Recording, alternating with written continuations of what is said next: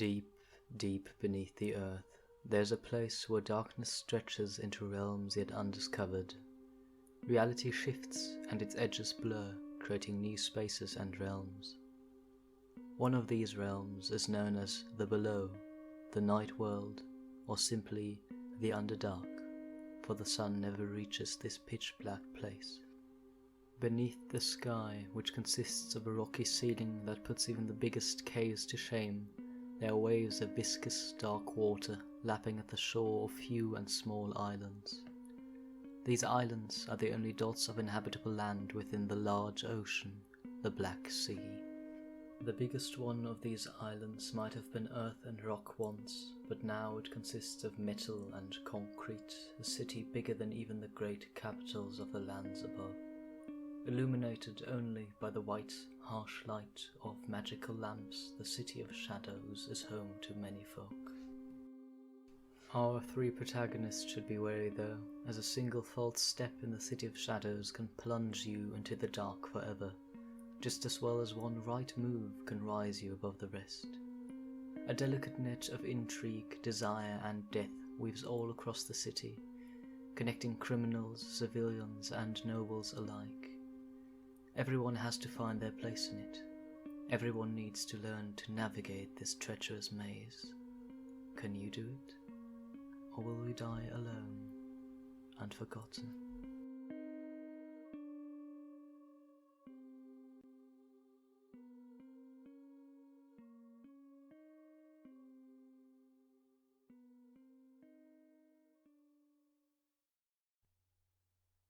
Evening, little dove.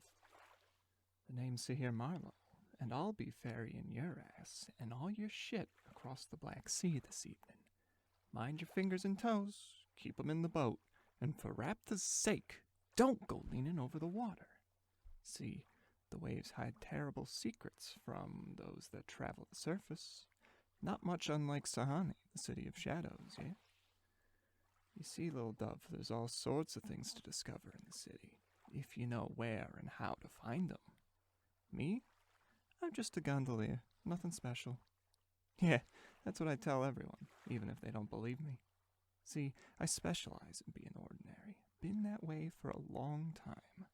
I grew up in a group home, the old Soft Touch orphanage in the Silk Scarf district. Growing up was tough, yeah. Working in the textile mills, avoiding the gang wars in the streets, hard lessons from the instructors in the home. There wasn't any time to lament our situation, though. Well, not for most of the kids. I might have been upset, but I earned my way out. See, some wealthy madam stopped by the house one afternoon, claiming to be related to me or something. I eyed her suspiciously, went along with it, though. If it meant getting out of the home, I was game. I followed her around for a few days, and one evening, while she was sleeping, I took off with whatever valuables I could carry in my pockets and snuck off.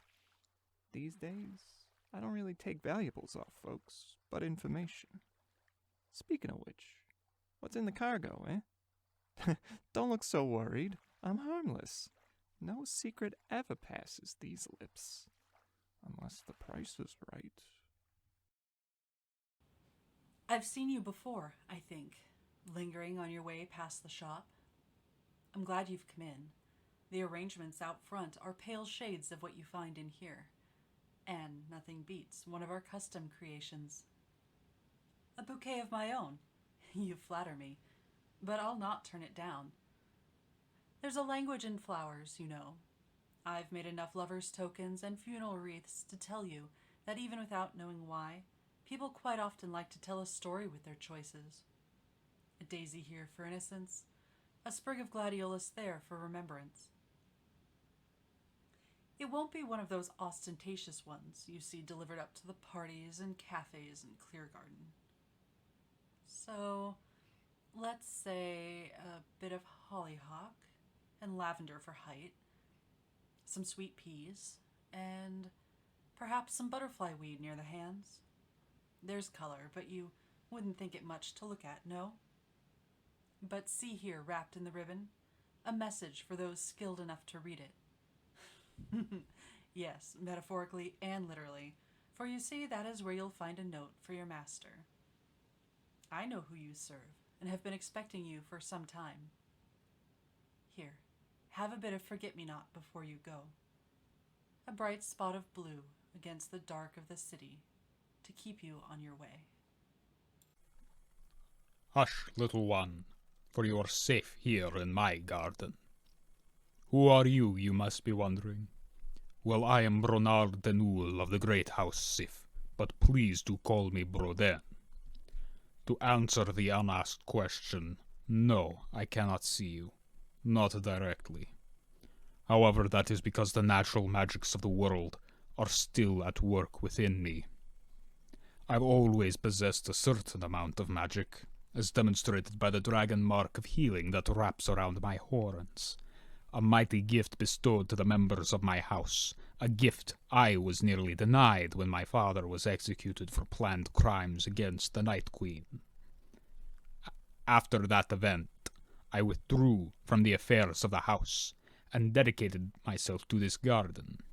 I chose a life of isolation, only leaving to acquire new plants to grow here. But I did not remain isolated. One day I was approached while placing an order for a new flower bush, a group interested in the potential use of gardening to reshape the City of Shadow so that no one would ever go hungry again. I was fooled for a time until my now friend Sahir stopped me and showed me what their true ambition was. I abandoned that group, but they had planted the seeds of an idea. Perhaps I can reshape the City of Shadow through my gardens after all.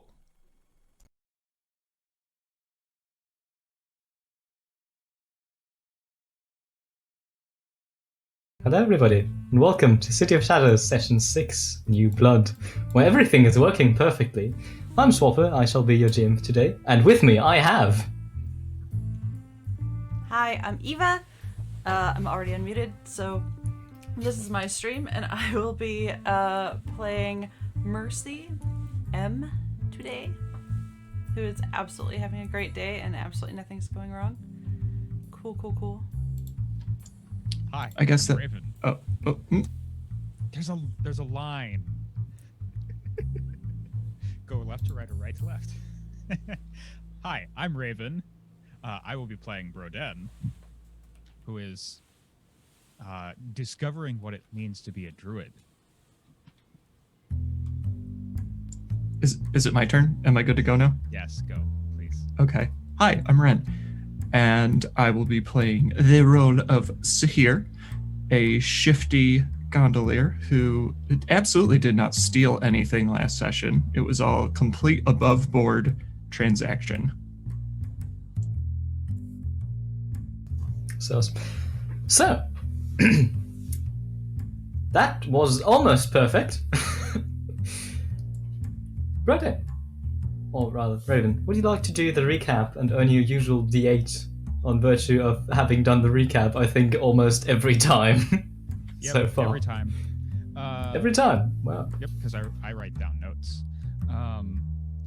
Basically, we spent an hour and a half faffing about, messing around with our own stuff, and then we went on a cool heist to an auction house where Sahir did all the work, and the rest of us kind of got stuck outside.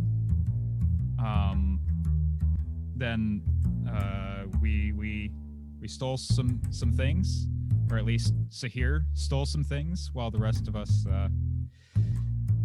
couldn't get in the door, which, you know, perfectly fair and reasonable. And now I believe it was we were just waiting to get on the boat and leave when we left off. That's right. So, let's do a little skip, shall we? To back into the part ruin, part mansion that you call your temporary headquarters, where you all reunite, unless of course there's something you would like to do previously. That's no. So, back in what I believe we've deemed the conference room, a nondescript lounge-like room that is just a bit more damp than it should be. You meet up, and Sahir, I believe you have some goods with you. Absolutely, I do. I have a handful of books that we were supposed to... Well, I assumed we were supposed to get these. We were looking for a particular book. And I take the handful. They're just kind of like between my hands. And I slam them down on the table and go to the chair at the head of the table and just lean back with my feet up as I motion with my hand. Got your books? Sahir, Why don't you thumb through them? Or Sahir, whatever it is you do with them. do you have any idea what you found here? I was muted, but in my heart I was saying, Sahir, do you have any idea what you found here? No, I know I found a couple of books. You were looking for books, and I just grabbed what I could. Consider anything else a gift. Yeah, no, they're books. I really don't know what else is in here.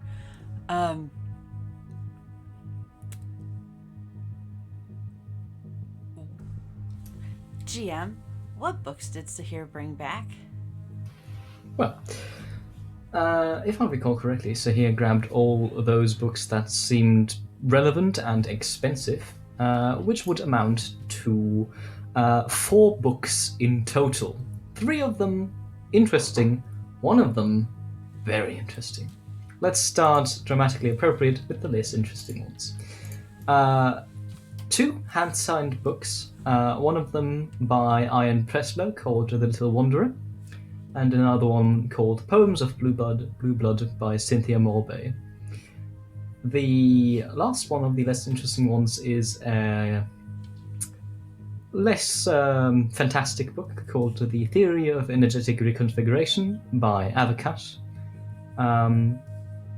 But the one that really catches your eye is a very innocent-looking, small leaflet almost, that carries the title Sweet Little Vice by Catherine J. Dorning. It is, of course, not opened.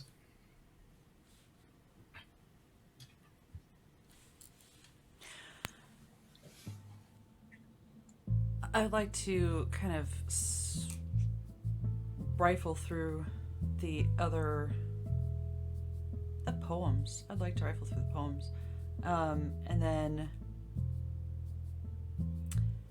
gingerly pick up the leaflet. Perhaps take some gloves from my pocket and use those for once in my life.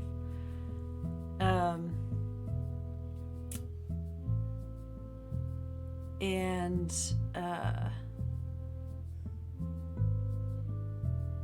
I will hold on to that one.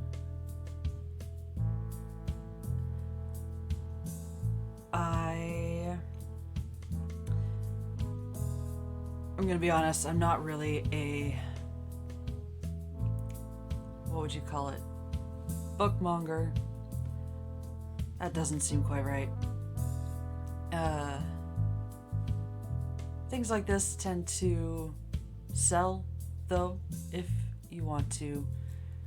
We could fence these later. Now, probably not the best time. I don't know much about this kind of work. Sahir, you would know more than I would.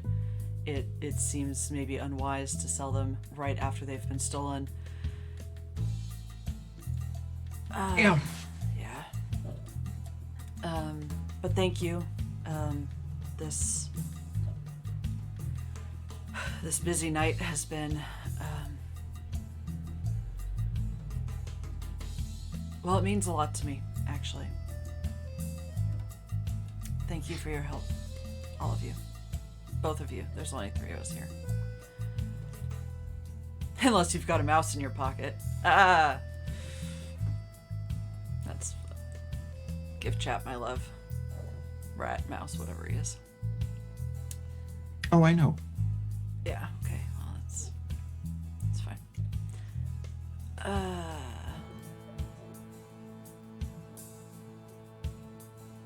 Is there, just out of idle curiosity, you don't need to tell me now, are these other books, like the poems in Little Water, are they, aside from the signatures, excessively rare? Give me an intelligence check. I absolutely had my dice ready. Sure. In no way am I stalling for time. Mm-hmm. Oh, it's... I don't know anything about these. There you have it. Intelligence is 6? 6. You haven't heard of those particularly. Kill Supris. Yeah, no. None of the authors are known to you particularly. Though I'm going to say that Avakash sounds slightly familiar to both M and Broden.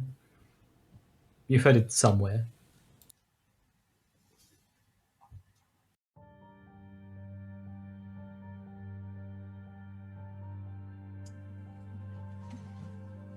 Oh, wait.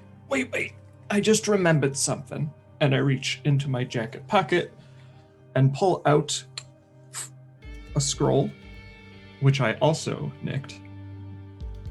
And I kind of waggle it at Broden, the paper just kind of flopping a bit. This, I figured you might like this. I don't have any use for it, but I hand it over. I think Broden would take it, confused, and open it to look at it. If I remember correctly, I had in my notes that I nicked a scroll that had medical runes on it. Magical, not medical. Well, magical runes, medical. You know, I'm smart. Magical medical runes. Medical magic rules. Sure. Mad magic.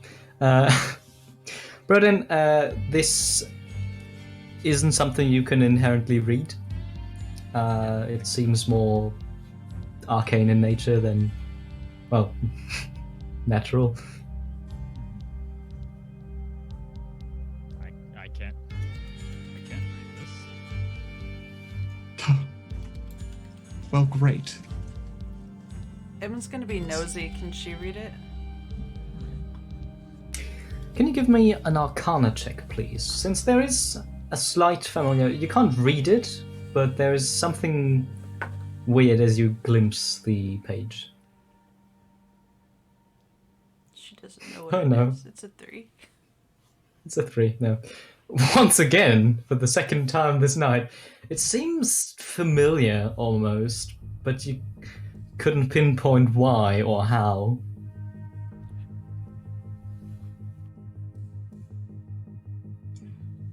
Well, so besides the book we needed, it looks like I got a whole bunch of crap. So, do with it what you want.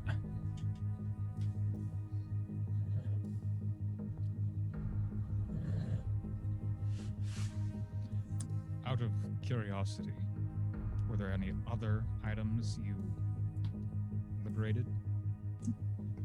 Nope, just grab the paper. Broden will... Hey, guess he's rolling a deception check. Here. There's no need for insight and deception. It's us choosing whether or not we believe them. I want to see how well Sahir lies. That was it. That was the gambit of my lying. You want me to roll? Yes, Yeah. that was the request made. 22. 22, okay. Em was already gonna believe them. So. Once again, I didn't want to roll insight against it, I just want to see how well Sahir is Yeah. doing for themselves. Where's that 22 when you're trying to pick the lock? Hey, I still got in. Yes. I will... I'm going to...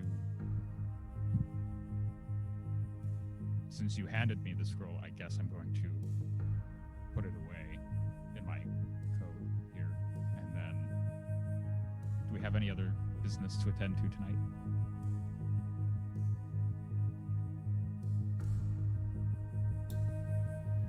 I don't.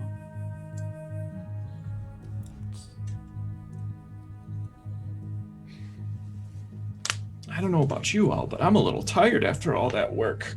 I should go for a drink and a snack, and then maybe a little bit of rest. I also will be going to rest. I also will be going to rest. And I don't know, maybe some light reading or something.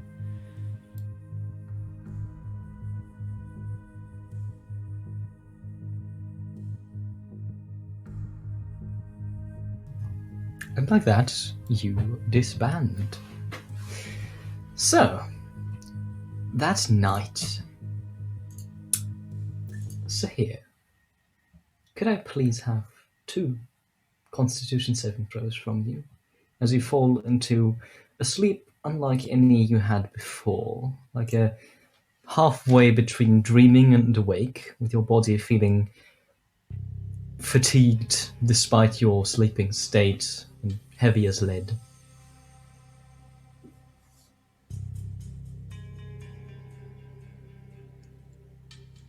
$10 and $17. 10 and 17. You suffer 1 point of exhaustion despite being asleep. And as you awake, you feel this heaviness in your body. You feel sick and hungry and cold.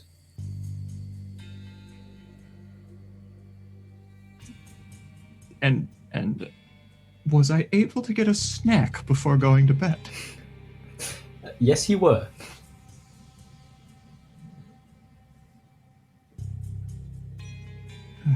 I'm gonna look for another jacket. Or, like, just more layers to put on if I'm cold. Fair enough. So that day, Sahir heads out with about 5 jerseys. Little ball. But as you go to fetch your breakfast, which tastes stale, you pick up the newspaper.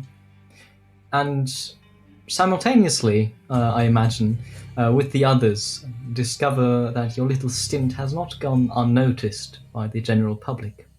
As an article catches your eye, it's not on the title page, but still, page 2 is good.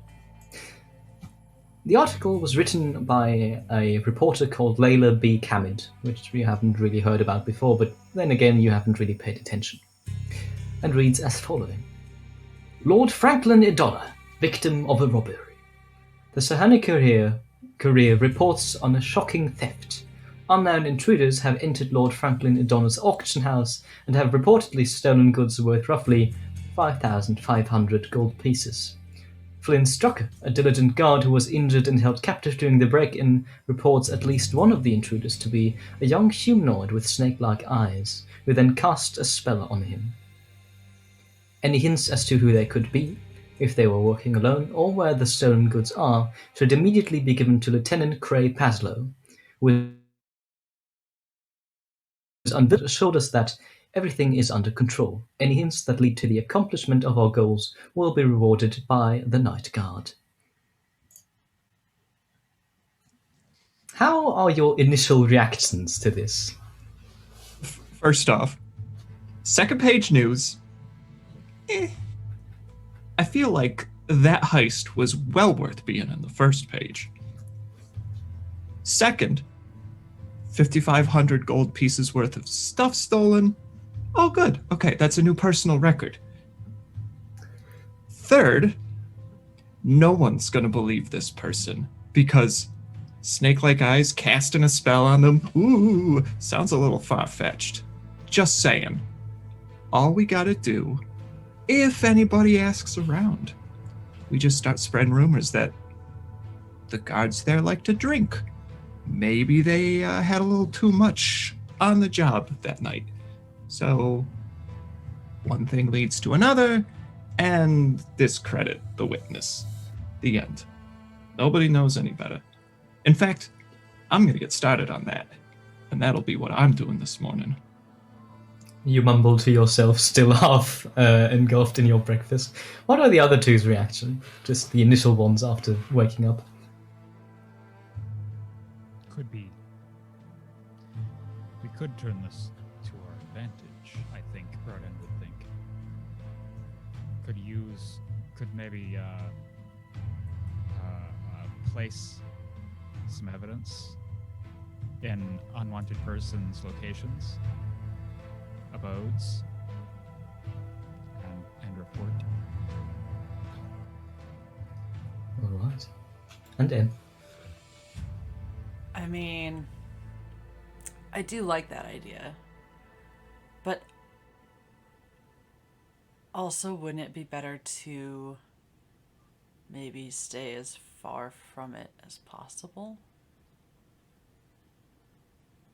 Apparently, Em and Broden are eating breakfast together.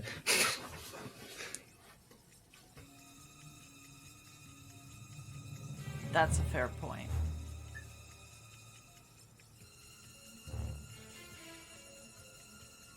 You're right. Oh, no, you can absolutely eat breakfast together. That's absolutely a thing you can do. I'm fine with that. What, you don't want to eat breakfast with your party member? Right. What, afraid of poison? Literally every day of my life. Well, technically Fair speaking, I enough. am the one with poison. Yeah, exactly. Broden, the one with poison. M is...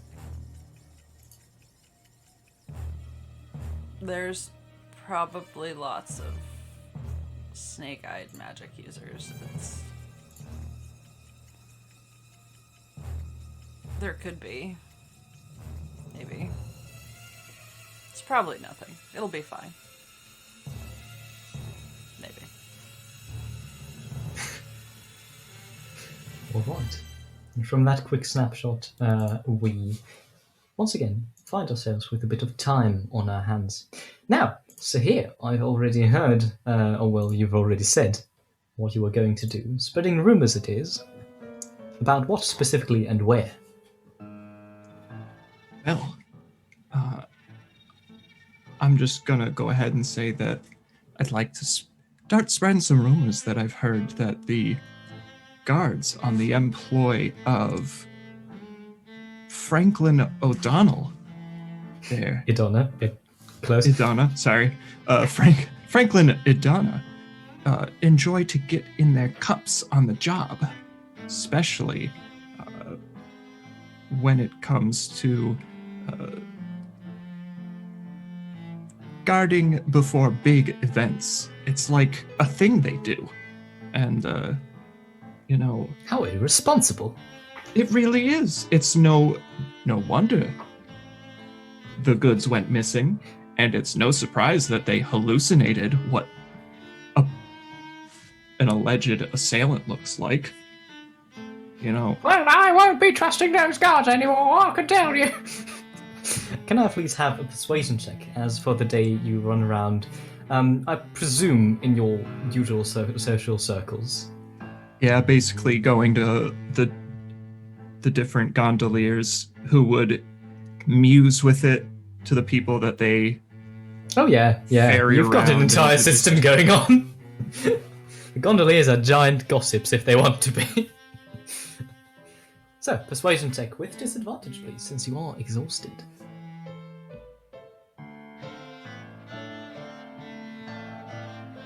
Which certainly isn't something to worry about. And that almost was going to be good. I have a 7. Ooh, 7. So, it's not that you don't manage to rope in old ladies and gondoliers into your story. It's just that you don't get as far as you would like to today, as you unfortunately aren't able to just cover as much ground as you would wish, with the exhaustion still sticking deep in your bones. So, I need something else to eat. I am famished. I'm gonna after failing to get very far, I'm just gonna go to a diner to eat by myself or something. yeah. No matter what you eat, there's this cotton taste in your mouth, or almost like you drank too much or something. It's just you're muted. It has robbed your voice. I know. I'm muted. Oh, I'm just God saying. damn it. Don't like it. Don't like it. Ah, good. So, M and Broden, what are you doing the day after the heist? M is going to sleep in like a lot. Probably Fair a enough. lot. And then she would like to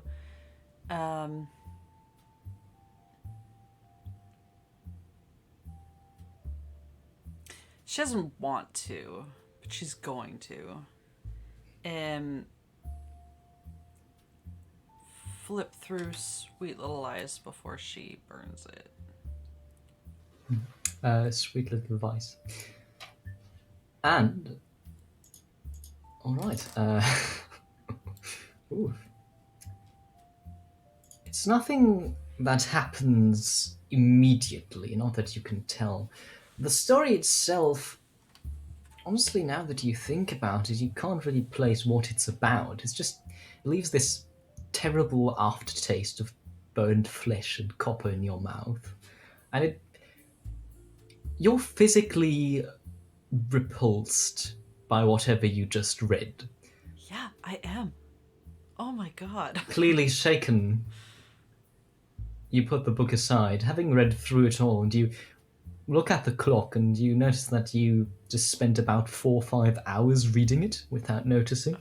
You just wanted to see if it's empty as well, and you flipped open the first page, and suddenly, 5 hours later, you're here, shaking, repulsed, not repulsed. Mechanically, you have lost half of your hit dice permanently. Yep. But whenever you make a melee weapon attack, you make 1 additional damage die. Oh, well, damage. Look on the bright side. Still want to burn it, please and thank. Oh yeah, if you want to, you can just flick it into the fucking oven. No, not oven. What's a fireplace? Fireplace. Thank you. Yes. Into the fireplace, and the book. Once again, there's no magic spectacle that doesn't scream as it burns. It's just a book that burns. All the screaming is internal. Thanks. Oh God! What the fuck, mate? The book doesn't say as it burns. A few tendrils of smoke escaping through the chimney, and like that, it's ash taken out of the business. I think circulation was the technical term. Thank you. Yeah. It's trying to cover that I can't find the word, but apparently I wasn't good enough. Now that I'm feeling super great, Sure. That's a word. if there's still time left in the day, I would like to swing by that one bookshop and just inquire about Alright. my other book. So, you would probably take a gondola to the part of the city where the bookshop lies. And now that you aren't high on the adrenaline of a heist, it looks like any other bookshop would. It has a sign that says Weaves Wares, and is a little bookshop tucked away in the corner of an alley, like you saw. You do spy the book. What's its name? Where does the Eye of the Storm go when it's closed, I suspect? Tucked away, where you saw it last night. Do you enter the shop? Is it open for business? It is open for business. There's a little flip sign open. Yes, I would like to look like a general consumer, not sketchy in the least, and enter like a normal tiefling, Sure. probably ducking through the door. Won't call for a deception check just yet. I am a general consumer. That doesn't sound threatening at all. I wish to devour. Hello, sir. Do you have books? No.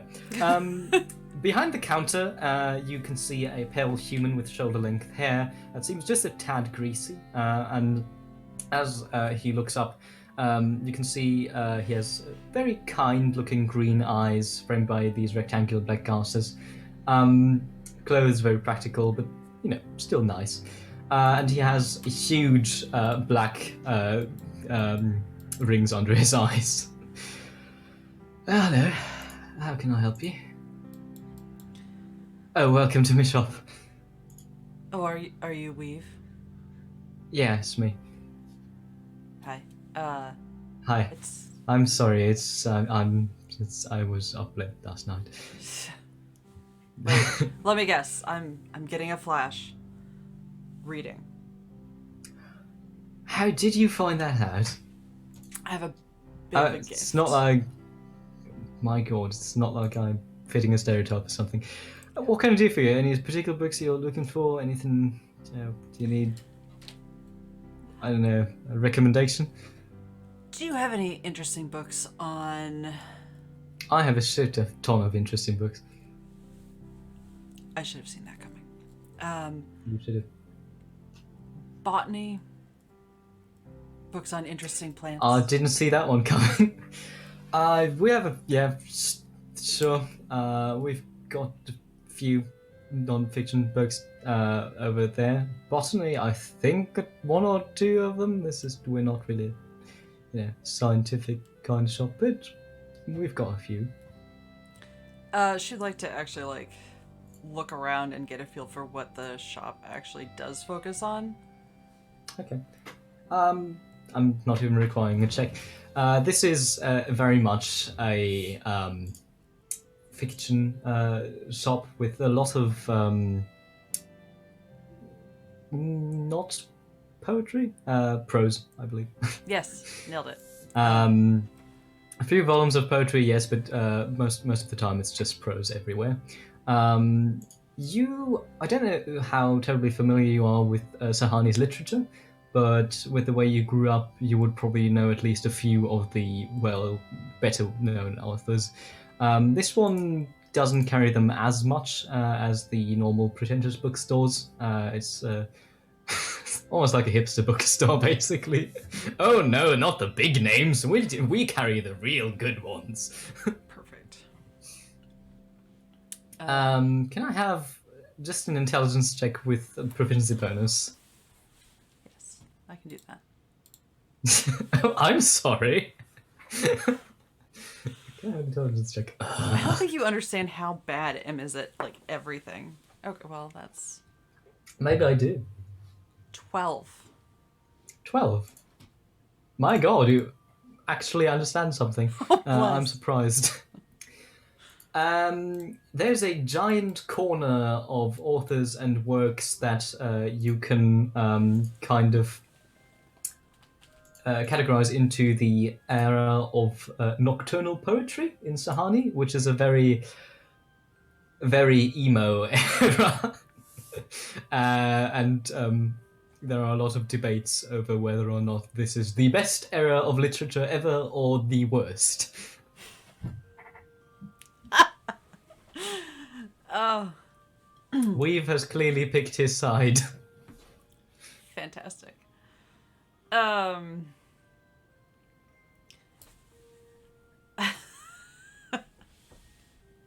very good.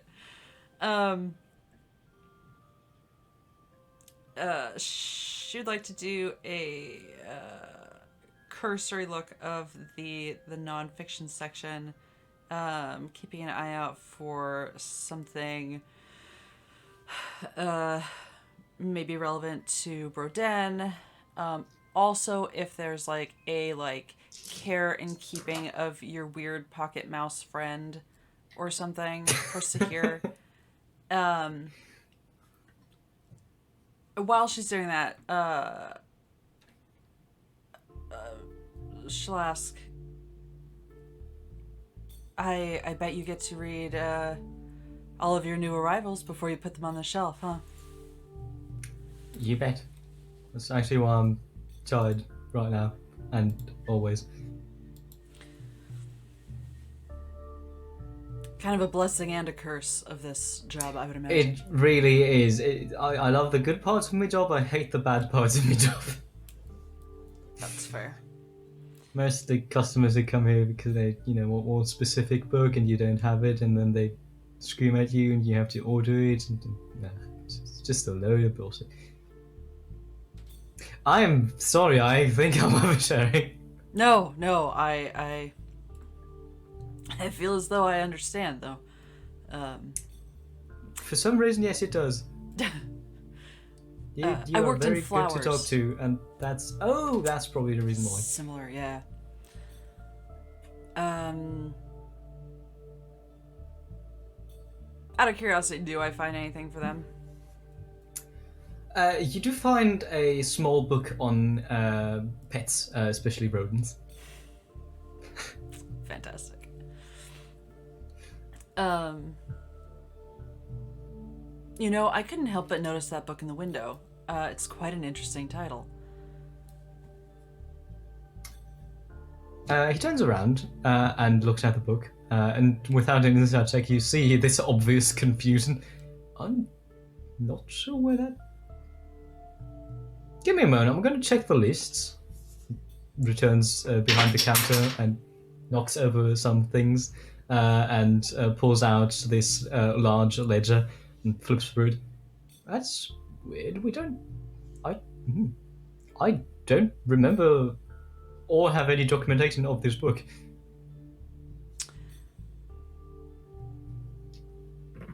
That is weird. No, he has no idea who Catherine J. Donick is. Bless. Bless. Do you do all this on your own? Is this... Do you no, not have I've got me granny helping me. Oh. Dear. I got this stuff from her, and she just kind of doesn't want to accept that she's just a bit too old. But she would. It's not like you've got a new assistant who isn't keeping up the books, right? No. Not that I know of.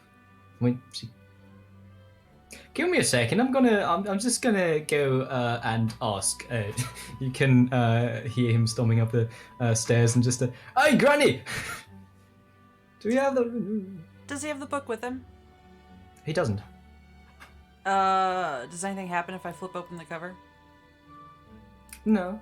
You can still see the text that randomly appeared while you were flipping through it. Oh, well, not flipping through it while you were sleeping. Cool. It seems somewhat more stagnant. Etched into the paper, almost.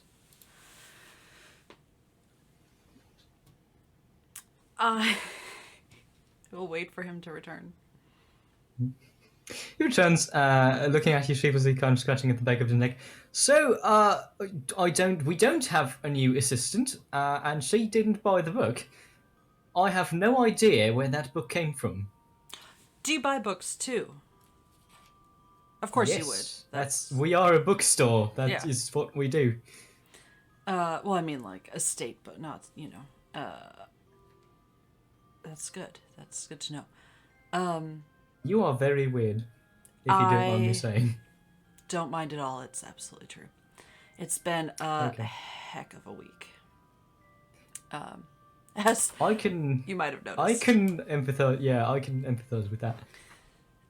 How much for, I buy books for practicality. She'll point to the pet book. And also just the He whims gets of the this cover. brief, slightly disgusted look. It's a gift. Trust me. Yeah, sure. But sometimes you just fall in love with a cover or a title. I do know it is a very pretty title. So you want to buy the weird book? Like you said, I'm weird. It just seems fitting. Yeah, it does. I'm going to say like 2 silver. Yeah, it seems pretty. Seems well made.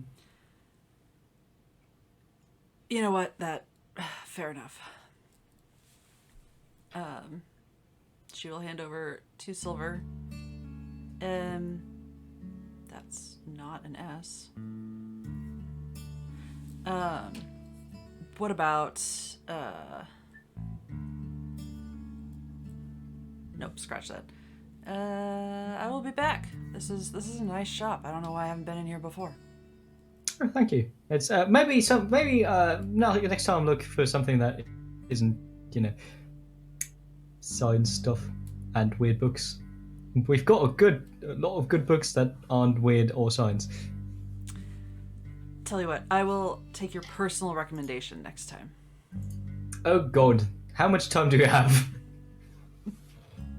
I'll be back with more time. I feel like after having slept part of the day and lost another 5 hours in a pamphlet, perhaps I'm running out of daylight. Who's running that campaign? My God. No one I know. It's Catherine Day, dawning for mayor. I'll never have to bother with anything else again.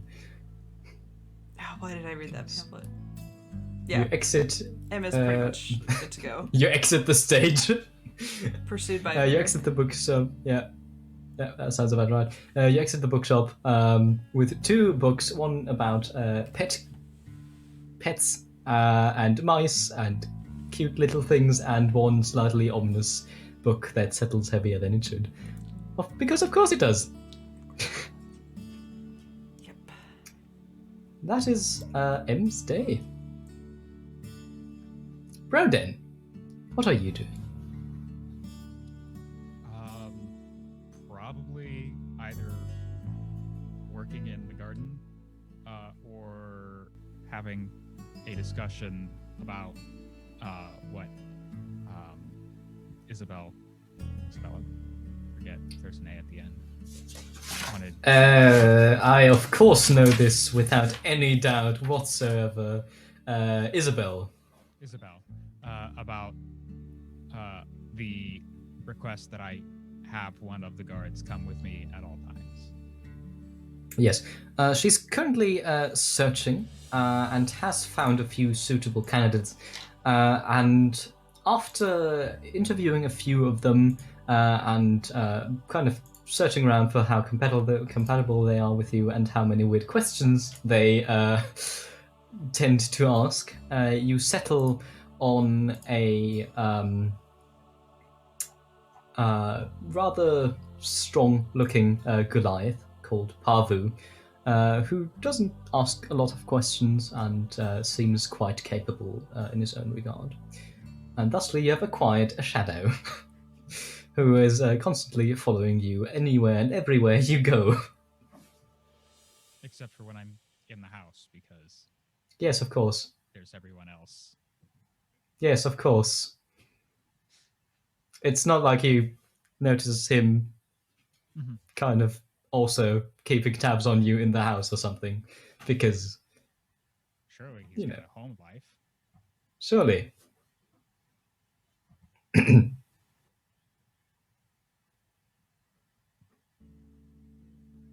So, the weird plants in your garden have not done anything weirder than usual. Neither have the weird plants in the greenhouse. And I believe that is your day, unless you want to do anything else.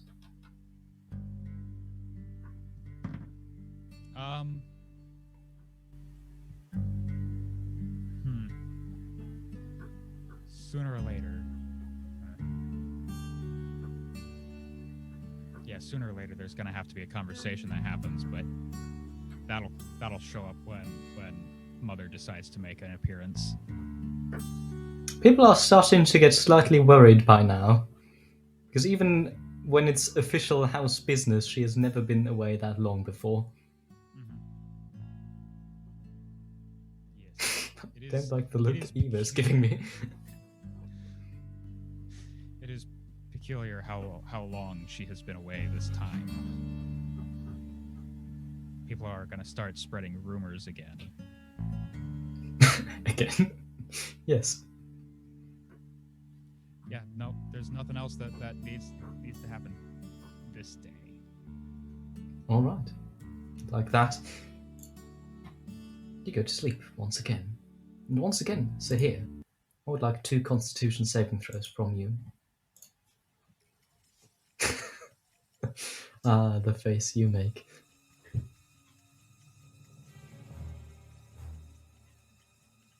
No. I believe that's going to be, yep, an 18 and an 8. Those aren't at disadvantage, right? It's just skill checks? Yes, just skill checks. Ability checks. So, you gain an additional point of exhaustion, which brings you to 2, as these don't seem to be getting better by long resting. And in this night, there is something else. It's not a dream, and it's not real. And you feel almost as if your conscience is pulled into a lot of directions simultaneously. You can hear voices speaking to each other, not clearly at first, but the deeper the night gets, the clearer they are. The first voice that you hear has a very peculiar quality to it. It sounds almost like talking swamp water, this liquid, weird tone to it. The first thing you hear quite clearly is, I must say I am quite worried about this new edition. It is potential, yes, but also new blood is dangerous. To which another voice, this time a very obnoxiously high-pitched one that almost hurts your brain to listen, replies, I know, but it also could be fun. After all, last time this happened, the Lotus came about, and we all know how fun they are, aren't you? And there's a very long pause, as whatever might have answered does not give an answer. There's another voice, this time rough, but far more human than the one's prior answer. Well, we don't even know where they are, so it's kind of a moot point. They might be lost, they might pose a huge risk to our society. Whatever they are, we should act quickly. And then one of the voices that you heard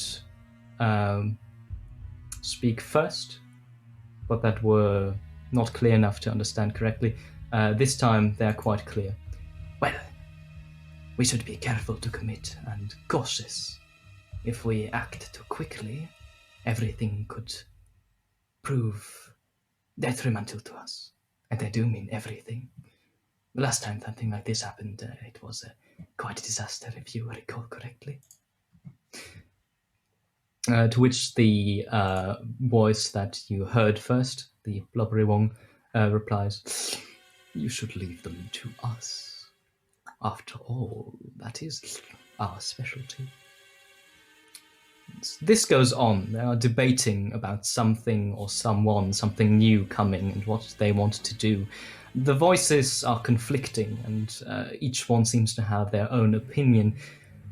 They never quite come to an agreement, until suddenly they're silenced by a new voice. A voice that is almost regal, and even in this weird, half-comatose state that you're in, inspires the notion of authority and, well, confidence. It is too soon to act. We will keep an eye out. We do know that this new edition is below, possibly in the city. Do not do anything yet. This is our decree.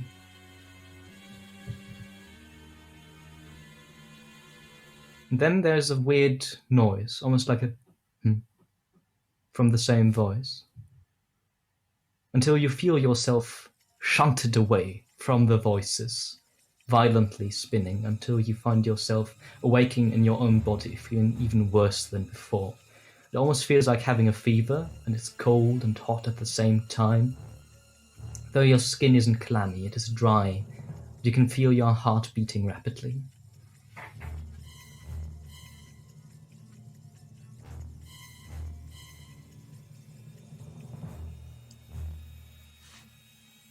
Well, ain't this just a load of shit? I'm gonna get some water for myself. Fair enough. This time the water also tastes almost disgusting as you force it down your throat. It's clean water, right?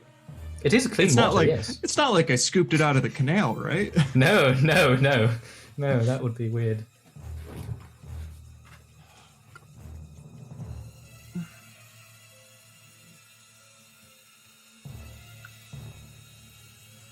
What time is it? At this point, it would be about 1 o'clock. Okay. 1 a.m., that is, not 1 p.m. Yeah, so like when people would, quote, be sleeping. Sure, people. Yep, that's when people should be sleeping. I guess, yeah. I know about that.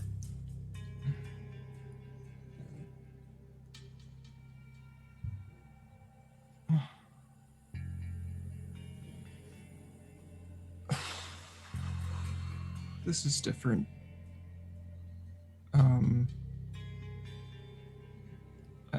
I guess I'll try and go back to sleep, but I don't know what else to do. Yeah. Slowly you fall into a fitful sleep.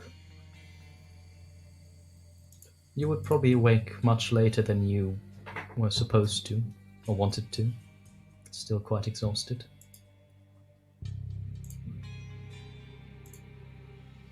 But good news. Nothing has happened to the others yet. Now let me roll some dice.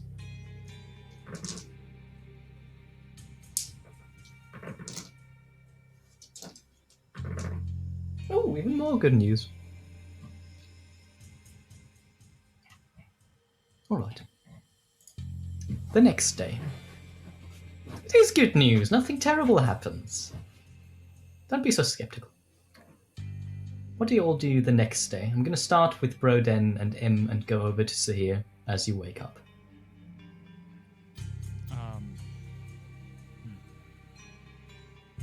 I think Broden would go to the ruined mansion, to M's and Sahir's home, and inquire about borrowing the books that were not the magical one that was burned. The totally not magical one that was burned.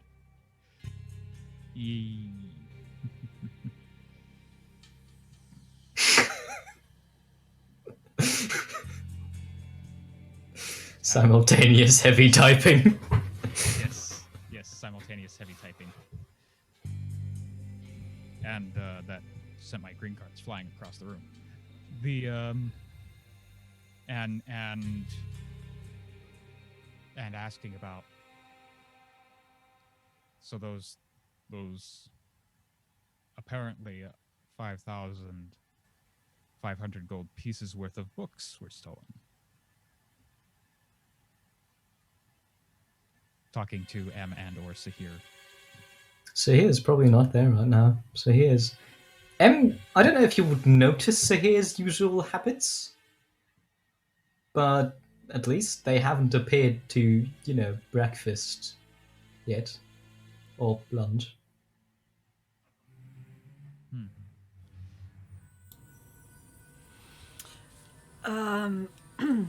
Yeah, it would sure be useful if we had a breakdown of what was worth what. But,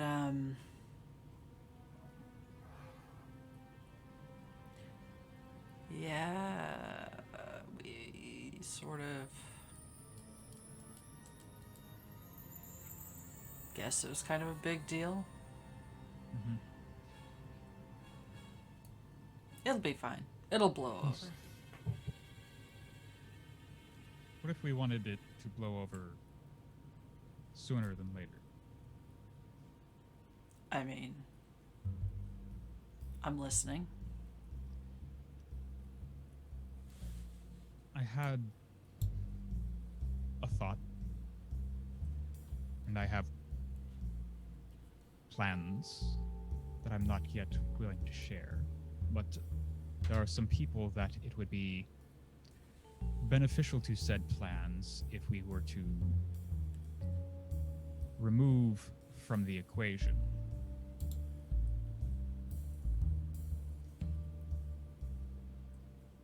You mean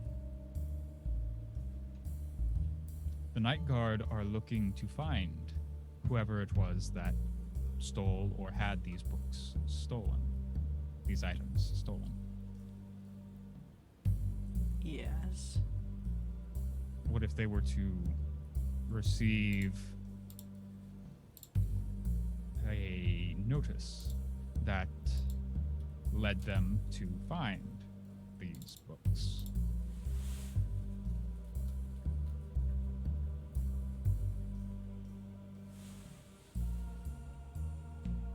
I kind of like it.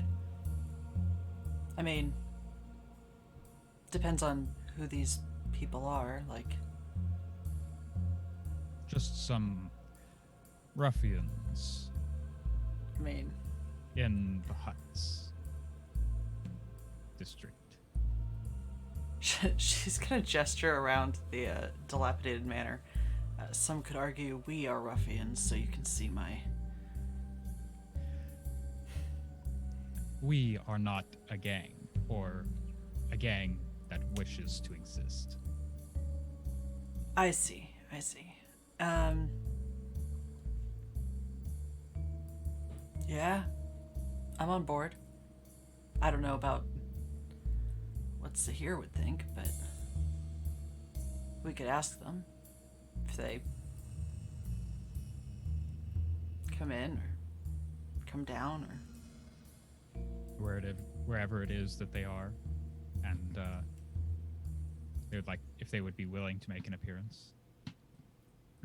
They could be working. I don't know. Yeah, they could be out on the gondolier. I guess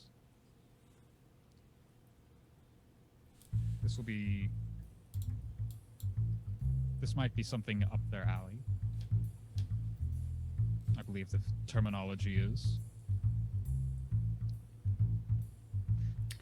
What's your plan for the rest of the day? Well, I have a class to attend to the college. So I will be spending most of this afternoon and evening there. Anything good? Performance, Oh. public speaking, something Never mind. simple, of course. Have fun, or whatever it is you do.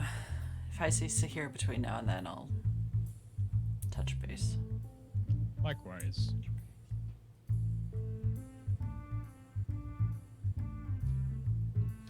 At which point, I think Broden would then leave to go off to do their school work.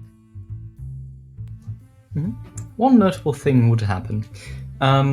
Nothing. Don't be so surprised.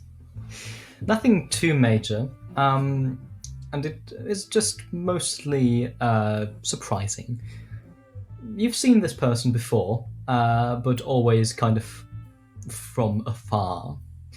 As you're waiting for your room to be opened, with a few of the other members of this course, You can hear the noise of something sharp clacking against the wooden floor, and a few gasps around you as the corner is.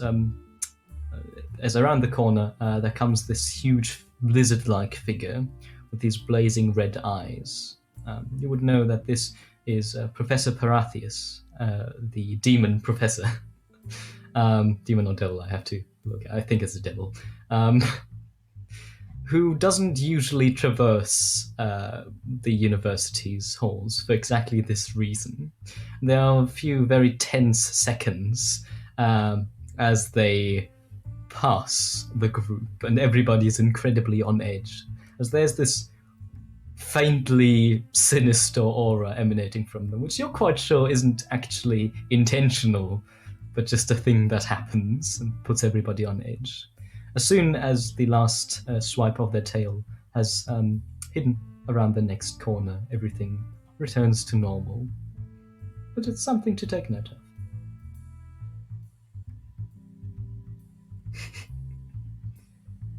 Ben, what is it that you are doing?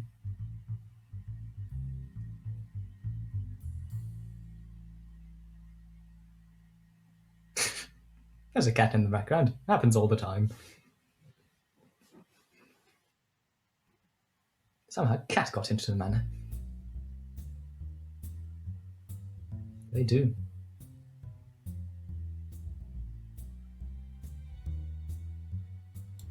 I'm muted.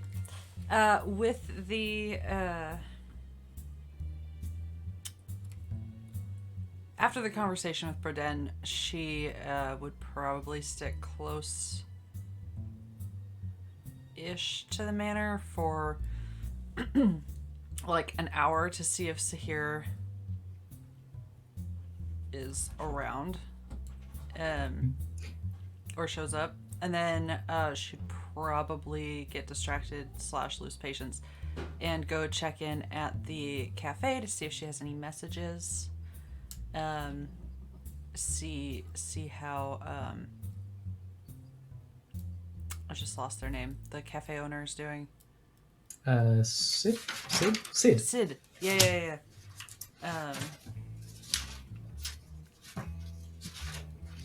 Please ignore me. I'm furiously flipping through my notes. Be social. Will you return to the mansion at the end of the day? Oh yeah, I mean I wouldn't be at the cafe long, unless I lose a gap of time again. That doesn't happen usually, does it? Just to check. Do you think I'm overusing a certain stylistic device? No, nah, it's fine. It's cool. It's fine. So, for the sake of convenience, we're going to say that Sahir, you miss M narrowly, as something does happen at the cafe. Nothing major. Sid reaches into his pocket and gives you one of the envelopes that you know so well, the pearl white ones with the stamp of... It's been a while, I forgot what the fucking lawyers were called. Oh. I do apologize. Mason and Mason. Yeah. Right. With the stamp of Mason and Mason upon it. And I presume you read it? Yes, please. Right. It is a formality. The letter is from Mr. Fox. And it informs you that the deal between the two of you has been fulfilled to their greatest satisfaction, and they would be happy to continue the relationship if you were interested. They offer no means of contact, but they usually know these things. Sure. Yes. I, for formality's sake, would have a brief, heart-clenching moment of panic, and then probably, yeah, sure, this worked out fine. I would do business with them again. The letter feels pleased. Good. That's all I ever really want. Appease the letter. And so you return home, where Sahir, you would be coming down. It's about 5 o'clock in the evening as you slowly and tortuously make your way down the stairs and into the dining hall, which is quite cold. Are you still wearing about 5,000 jerseys? You said I'm like hot and cold? It's weird, but yes. It's very weird. Okay. I'm probably dressed a little warmer You're than hot, normal, you're but cold. Yes. Sorry, go on.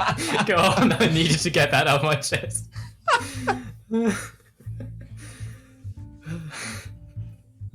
Take a break in 8 minutes.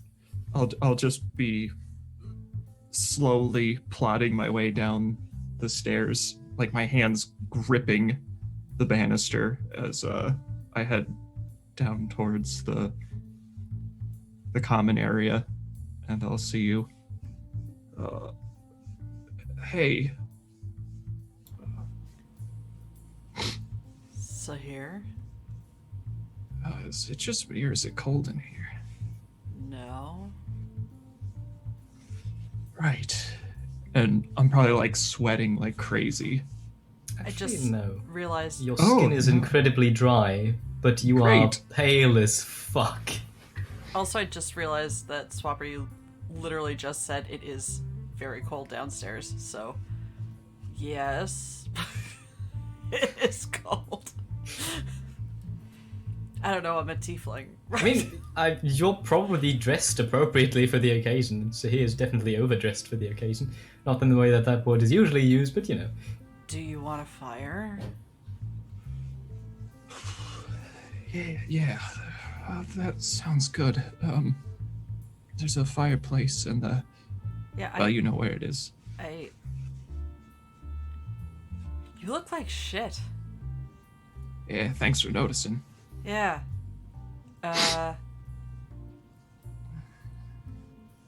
Yeah, okay. She's gonna turn and, try and make a fire, I guess? Which seems maybe not like It is successful. good. I said it and I was like, I don't know if she's really had a lot of practice doing that, but... I mean, there is equipment to start a fire, mostly, you know, wood and matches, and the occasional edition of the Sahani career. It's not good for a whole lot of things, really. Oh, God. That was funny. Do you want food or something? No, I don't. I can't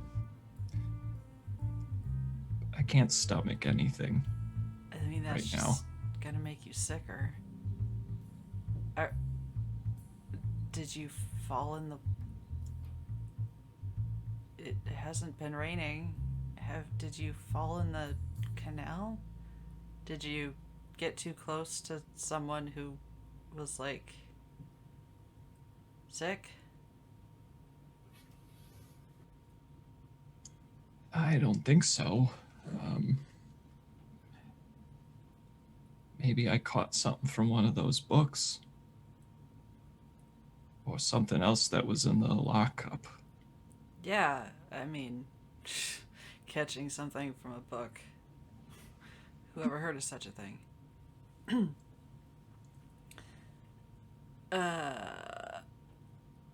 When they say that, does it seem like they're having a similar experience to what I had? Give me... I believe it would be either perception or insight.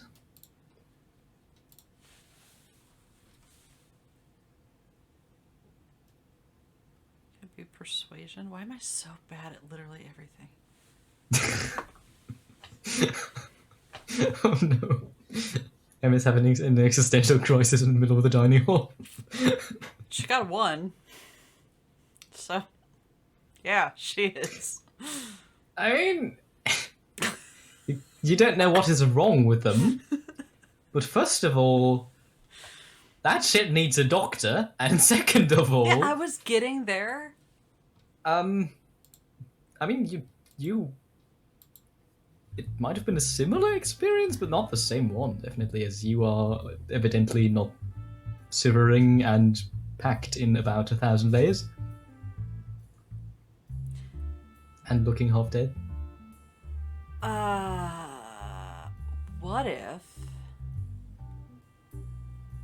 What if we get you somebody who maybe, like, I know I have a lot of skills here, but like, medicine is not really. I mean, it's top 5 probably, but there's a pretty wide margin. I'm gonna be I'm like, honest. almost falling sideways in Yeah. the seat that I've taken. Okay, we're past the point of Just- asking, I just- guess. What are you getting at? No, we're just gonna go, I guess. Can you walk? Oh, I'm not going anywhere.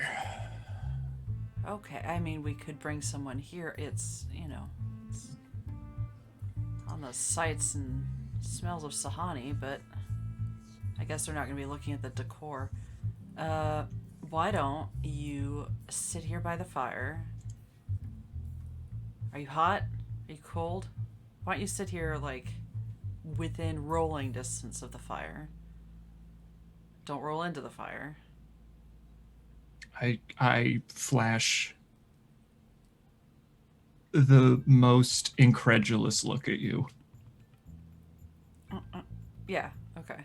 Like, my eyes sunken, and I'm just looking up at you like, really?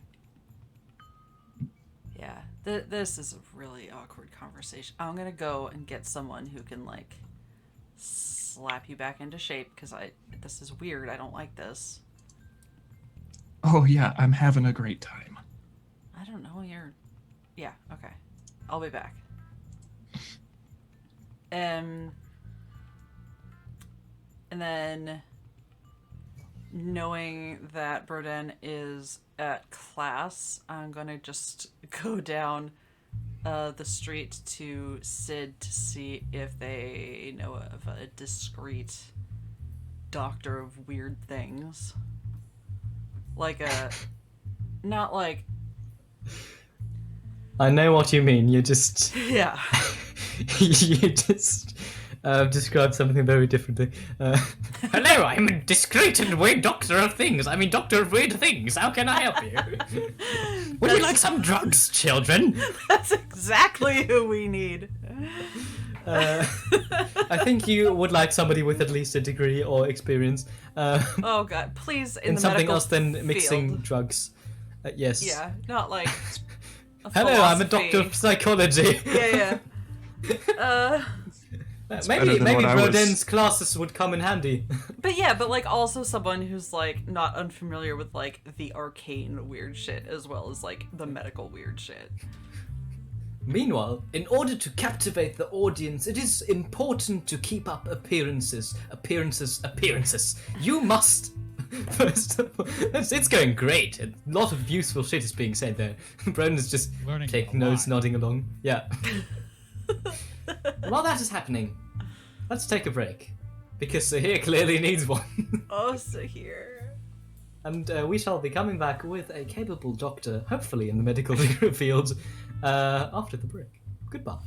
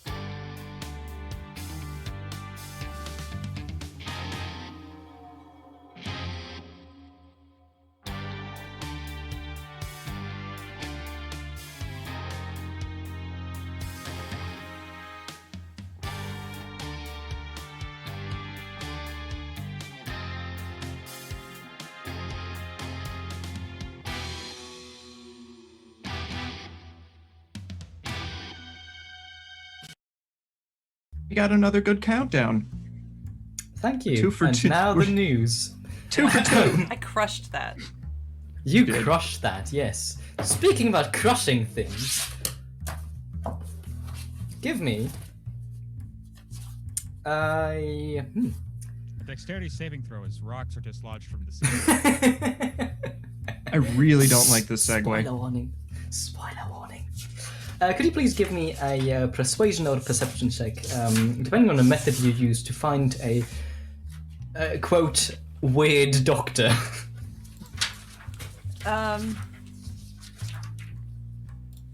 Yes. If you have any contacts that could provide this to you, now would be the time to use them. Oh, well, I was gonna ask our friendly neighborhood Sid because I figured he'd know everyone nearby. Although I You would gain like advantage. to... Yay! And I would like to persuade because M is nothing if not somehow charming. Oh! And with advantage...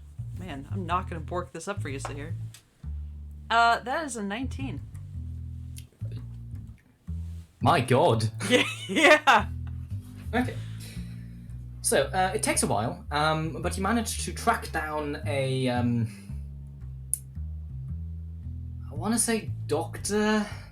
I don't like the sound of that. A medical professional, who, it's not as bad as it sounds, is incredibly shady, yes, but has rejected the university and the medical professional field due to their questionable ethics.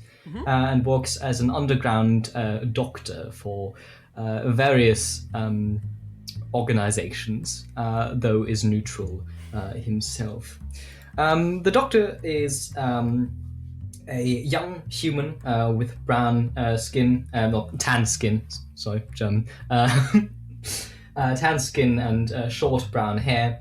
And he's carrying like a little silver earring on the left ear. And you find him as he exits from one of the huts in the huts, carrying what seems to be some sort of doctor's bag, a large bulging leather bag where you can sometimes see instruments poking about and around and out of. It doesn't take very long to convince him to take a look at Sahir as you describe the symptoms. His face gets progressively worried. Just like, okay, and okay. And soon you take off towards the mansion in large strides. I would like to remind you, this is the first time you bring somebody from the outside into this decrepit building. And to his credit, he does not flinch or is terribly surprised by the state of the house. It's the housekeeper's day off. Yeah, sure. Pardon me. Soon as he enters, how do we find Sahir? So in which state, not how? Slumped in a chair. Okay, so Sahir hasn't yet rolled into the fire. That's good. No. Or called their undertaker. This foreign, well, not foreign, unfamiliar doctor crouches next to you and gives you his hand to shake. Hello, I'm Rick Meldor, neighborhood doctor. I just stare at him, like still like not moving, Oh no, and he's do not lost take his hand. social graces. It's getting very serious. All right, I will perform a quick. For some reason, what surgery popped into my head. I will perform a quick surgery, and that's the last we ever heard of Sahir. Sorry. I'll take a quick look at them, if that's okay.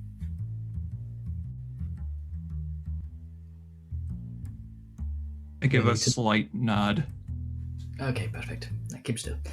Let's see how good this doctor is at his job. Surprisingly good. Thank fuck. Now, that's a total of 27.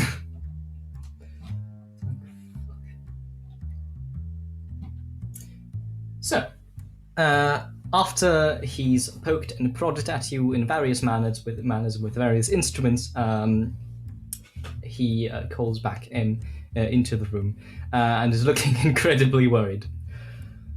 All right, so this seems to be some kind of magical condition of medical in nature. Physically, everything's fine. They're just slowly dying. And I can't figure out how or why. Like, So here, you're within earshot, by the way. the way that we're all slowly, inevitably dying, or like faster than that? Far quicker than that. At best, I would give them about another week, perhaps. Yeah, that's not going to work. Were there any strong magical influences in the past few days? I mean, who can say? Sahani is sort of, Sahani. I am very well aware. Yeah. Maybe. I don't. They're a gondolier. They come into contact with a lot of, we'll say, interesting people. All right. It's hard to say what they might have come across. If my theory is correct, this would not be something that is hard to notice at all.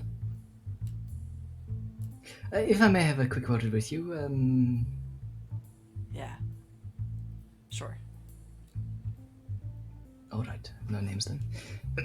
And I would have he assumed leaves. I'd have, like, Oh, when I, yeah, met them to, like, drag them to the... Sorry, yes. fair enough. Yeah. He then kind of pulls you out of the room and closes the door. There is another thing that is quite worrisome. I have not found any of the usual wounds or indications of such, but I am pretty sure your partner, friend, confidant is infected with a case of vampirism. Very unusual case of vampirism, but nonetheless. Thanks, I hate that. I just thought you would probably like to know. I don't know if they're aware. What does that mean exactly? Like, so is that why they have a week? Or... I have no idea. As far as I can tell, this is a transformative process that will end with them either dead or in some way turned into a vampire. I have no idea what that means or entails, but I presume it's not good. Doesn't sound good. No, I think you might be right there. The only way I was able to find this out is that they're apparently unable to eat or drink anything without being extremely repulsed. This transformation of the taste buds is quite usual, at least from what I've read. But there are no superficial wounds that would indicate such a process to be initiated. No bite marks is what I'm saying.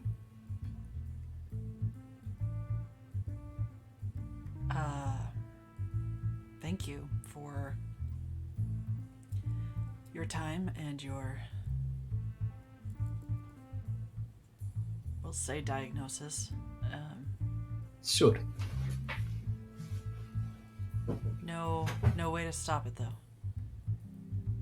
None that I am aware of.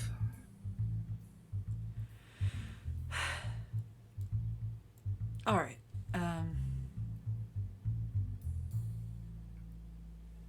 Be very careful. Yes. I don't know a lot about these creatures, but from what I've known, they can be very unpleasant, especially when not in control of themselves. Yeah, that's fair. All right. Thank you. You're welcome. If you need me for anything else or the same thing, I shall be around. Goodbye. He takes the bag and leaves.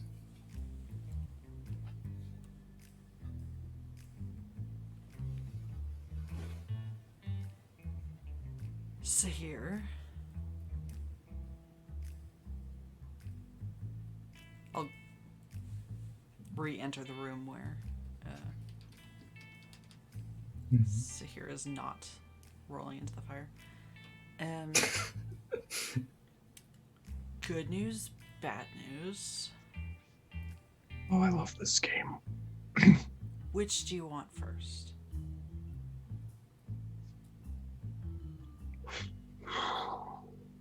Surprise me. Okay, they're kind of the same thing. I think you're going to feel better in about a week. Oh, good. Is that how long the sickness lasts? In a manner of speaking, yeah. Kinda. You don't sound so convincing. Yeah. I'm working on that. Unrelated.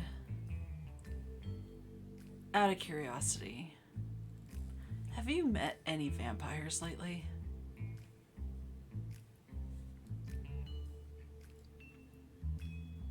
I slowly turn in the chair towards you. Like, I haven't moved much at all. And I'm making the physical effort to just crane around and look at you. What? So I'm gonna die. No. I mean, I guess yes. But you could come back and be like kind of alive.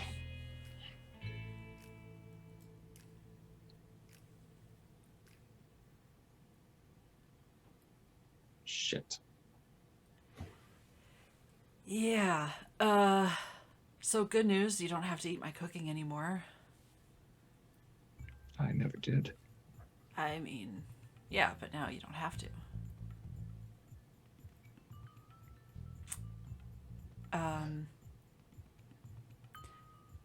When Burden gets back from class, they know an awful lot of weird shit about, stuff. They might have some idea of... No. No? What do you want to do?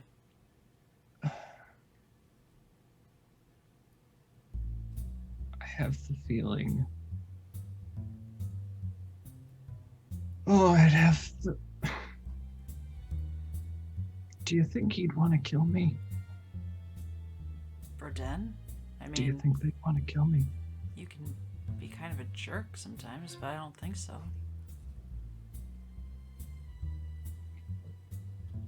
Oh, no. No, I mean, they might. Is that what you want? No. Yeah, I didn't think so. I prefer to keep my options open.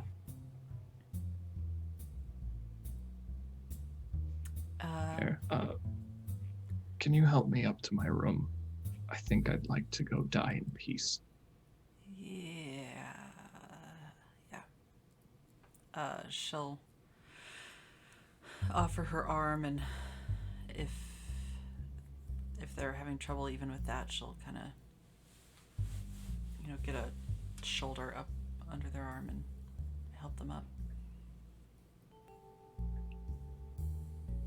Slowly but surely, you deposit Sahir into their bed. Before you go, you can have fresh locks installed on the outside of the door. It's probably not a bad idea. I mean, Wait, you mean your door or the front door? My door.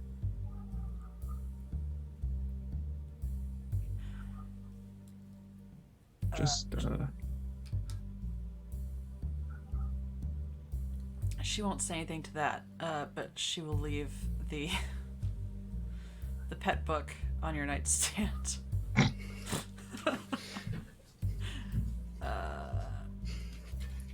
Probably not Light up reading? for reading at the moment, but I found this and thought you and Chap could have a little.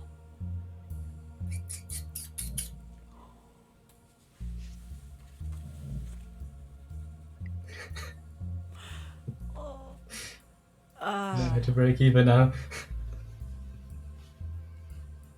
I'll check in on you in a while.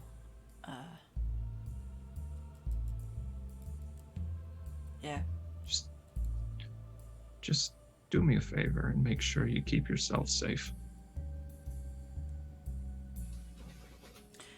What's the window situation in this room? There is a window, one glass window.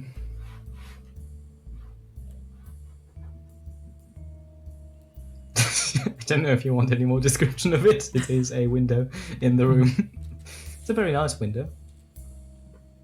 I mean, like alley side, street side. Points out to the garden of the manor, which, is overgrown and quite wild. Yes. But there is a street at the other end of this patch of land. Okay. I don't know. Words are hard. M will make her exit and investigate locks, I suppose. It's not terribly difficult to buy some locks. There is no large investigation needed, as there are locksmiths. I know, but for once you don't need to roll checks, you just need to give me money. Thank you. Oh, good. Well, I haven't quite figured out how much. I presume it wouldn't be above 5 gold per lock, as a lock doesn't strike me as something that is terribly, terribly expensive. Unless, of course, you want to install an arcane lock, which is an option. You could hire a spellcaster to do so. That would be considerably more pricey. Swallowed a syllable there. I mean, M doesn't know anything about. Does she know anything about vampires? I would think. At this point, give me an Arcana check, please.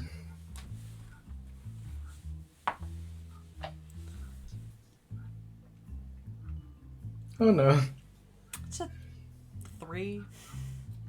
3. No, there are tales about them, but you have no idea how much of them is true and how much is not. I don't know how much you as a player know about D&D vampires, but basically just drop that from your mind and take everything you've ever heard about vampires from every piece of culture or media and mesh it all together, and you have about the idea that M has of vampires. They may be weak to sunlight, they may sparkle in it, they may be weak to holy water or drink it. The possibilities are endless. They're going to be the most popular gondolier with their shiny, sparkling skin. There is no sunlight down here. Reflecting off the lamplight. Oh!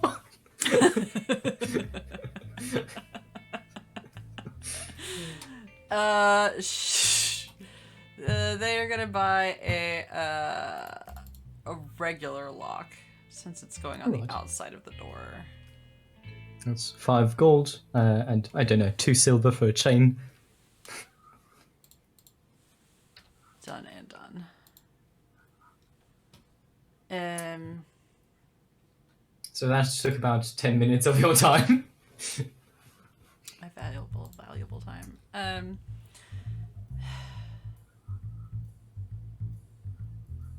mean, look at Broden. They're using their time quite efficiently. They are. M has a lot going on. All that public speaking. she's gonna go back down and pull out her book. Where does the Eye of the Storm go when it's closed?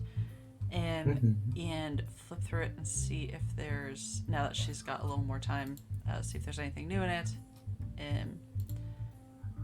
And I guess try to meditate on it. She's gonna she's tired. She's gonna go through all sorts of weird stuff to see if she can reverse whatever happened before, which is fascinating because she has no idea what happened before. That's true. You are not able to reverse what happened, but you. That would have been a curveball, wouldn't it? You are able to reverse what happened just by reading it. Whoops. Oh, there goes that plotline. You aren't able to reverse what happened, but you have this. At some point, there's the strange, hollow feeling that is now just a regular part of you. It's weird, but it kind of feels like it would lie underneath your skin, in a metaphorical sense, not physical. While you meditate over it, and while you flip through the book, you kind of peer into that hollowness, that emptiness, and you feel and see almost like possibilities unfolding. There are ways to use this, to throw it out into the world, to spin things out of nothing. It's frightening and thrilling at the same time. I think what she's going to do when she gets a handle on that is she's going to sit there in the firelight and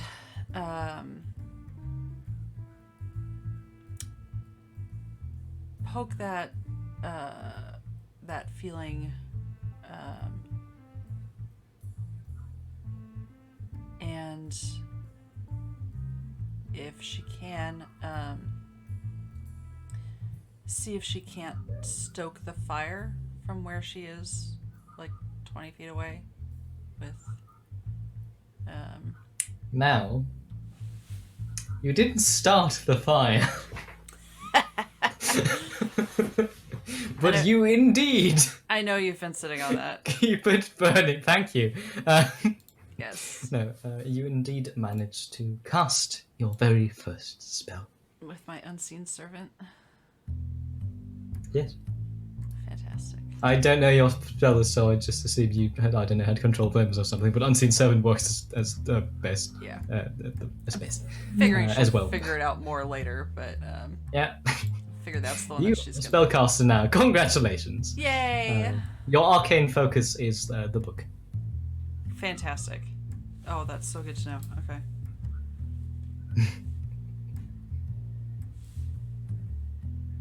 Really glad I didn't try and burn that.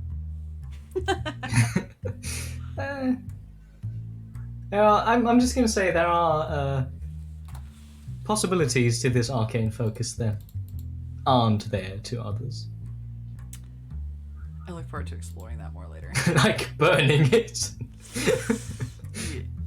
And she's also going to keep an ear out for weird stuff upstairs, but...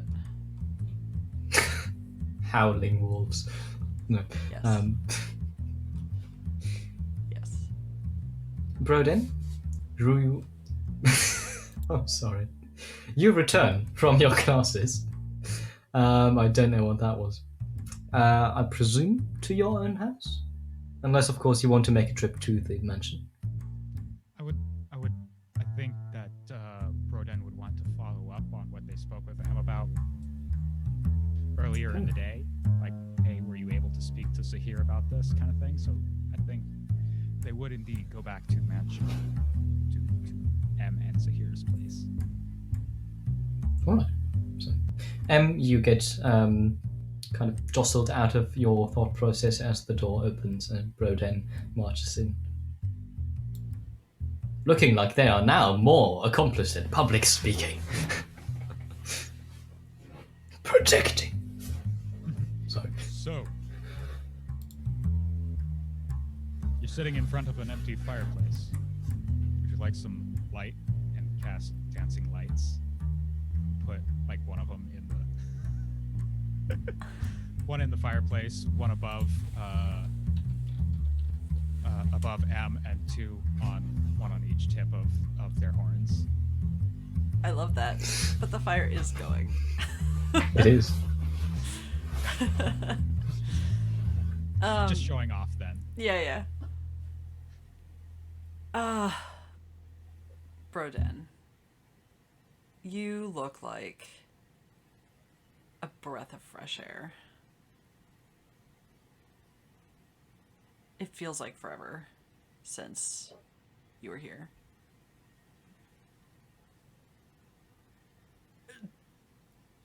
I take that to mean that something has happened since last we spoke. I bought a lock.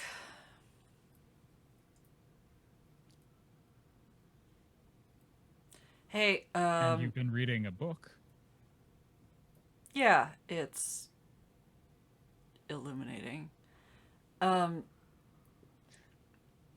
you just, out of curiosity, happen to know anything about vampires?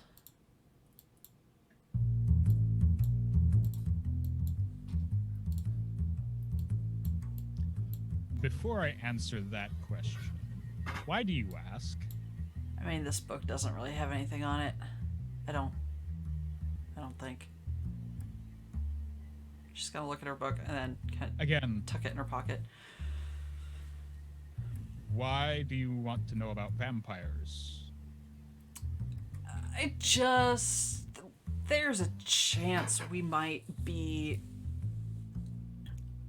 interacting with them soon.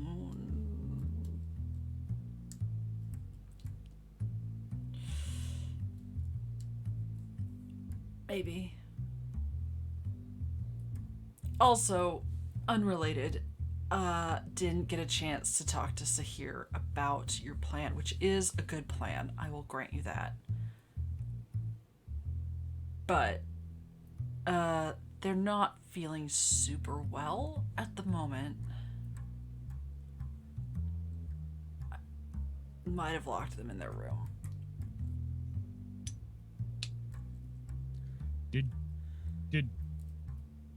Are you saying Sahir is turning into a vampire? I did not say that at all. Those are not the words I used. At all. But it is what you are implying. Look, do you know anything about them or not?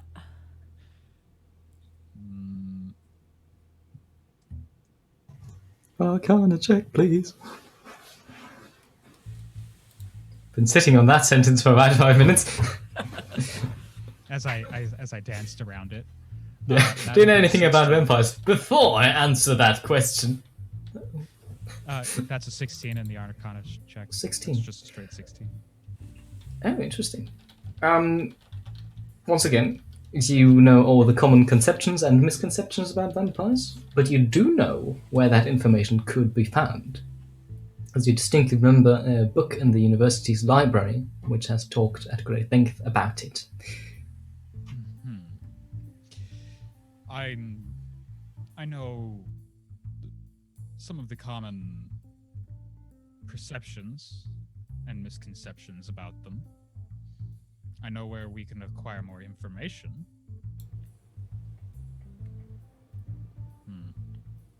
How long has it been since they last ate something? I don't know.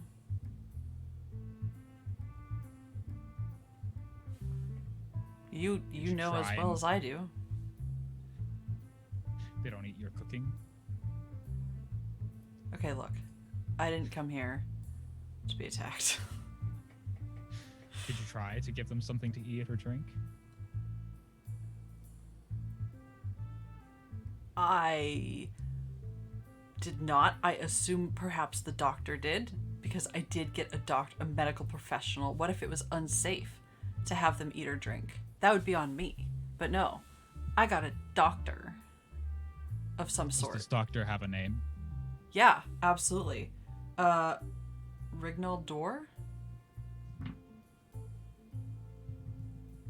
Pretty sure I got that inflection right. Rick Meldor, but Just rolled a 5, so never heard of him.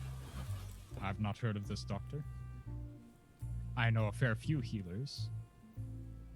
I mean, it's a big city, Broden. I am related to a good number of them.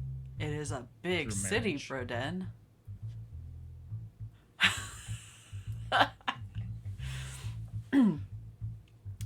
Look, the stairs are right there where they've always been. If you want to go up and see how they're doing, I'm sure they would absolutely appreciate seeing your lovely face.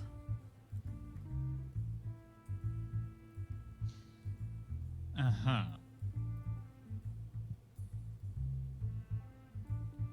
I think Broden would go up with some amount of trepidation and take their dancing lights with them. so looking incredibly serious, with 2 dancing lights stuck upon your horns and one of them floating behind you. You approach the newly locked door and note the chain and shiny lock that has been attached there. I assume M gave you the key, so you don't have to dramatically turn around and get the key, and then dramatically go up again. No. Yeah, got the key and opened the door. Sahir, are you quite all right? I'm reclining in bed. Most of the house is a mess, but the bedroom is actually fairly nice. It looks like it's the only room that I've regularly kept clean. So there's a little plush carpet and an actual nice bed frame with everything on top of it, and a nice polished desk with a chair and just other furniture. But I would imagine compared to like the liveliness of the room, I just look like probably about as pale as the bed sheets. And seeing you come in, I just groan and roll my eyes. Oh, she told you, didn't she? With some coaxing. Well, you're here to kill me, aren't you? I'm here to take a look. Before you kill me, right? No. If this so-called doctor is correct, it might be better to wait it out, so to speak. But I would like to check for myself. Check. If you are willing. Check what? I am a healer myself. Just.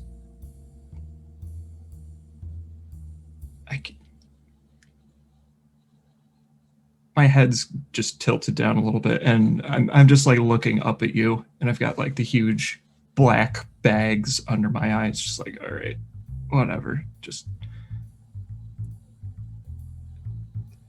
please excuse me for not getting up. Of course. May I make a medicine check? Yes, you may.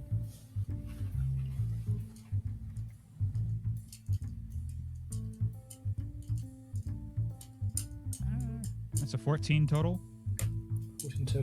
You can tell that something isn't right, and with the information you have now and the suspicion you have now, it's quite easy to at least consider that it might be possible. The taste buds have definitely changed considerably. Something seems incredibly wrong with the digestive system, but without cutting Sahir open, it will be quite hard to tell what. And at this point, the pulse has slowed quite considerably, to the point where it would be very detrimental to one's health.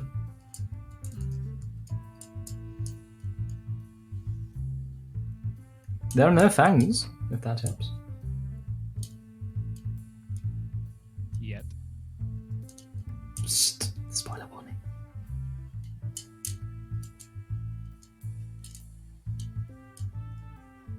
I forgot my dragon mark ability. The medical intuition, which adds a d4 too. So that ups it from 14 to 17.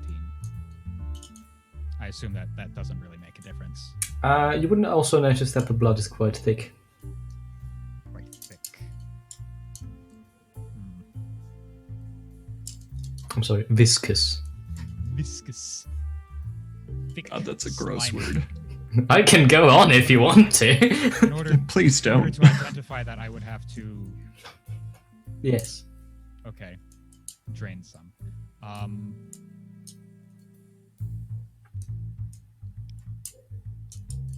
Can I,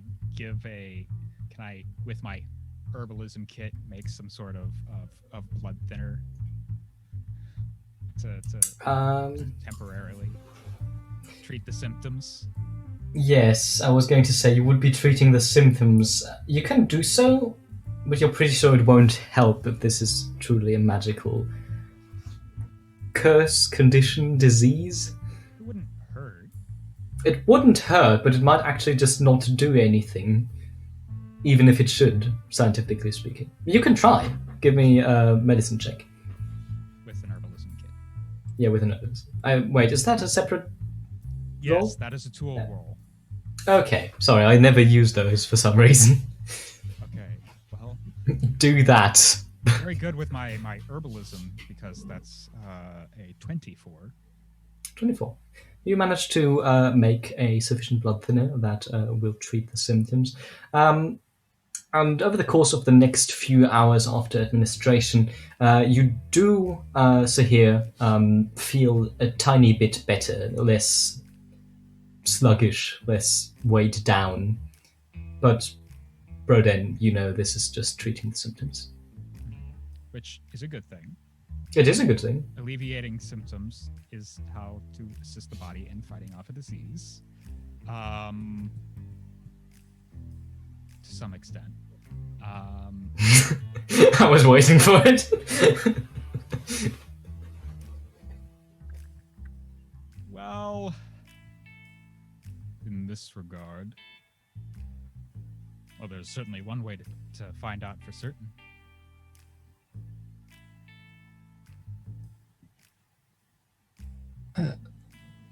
Look, you're better off not wasting your time. Just head back out, lock the door, and come check on me in 4 days when I'm dead. Counterpoint, you are my friend, and I would like to keep you alive for as long as possible. Look, I love that sentiment, but if you see me, I look half as bad as I feel. And I don't want to draw this out any longer than it has to.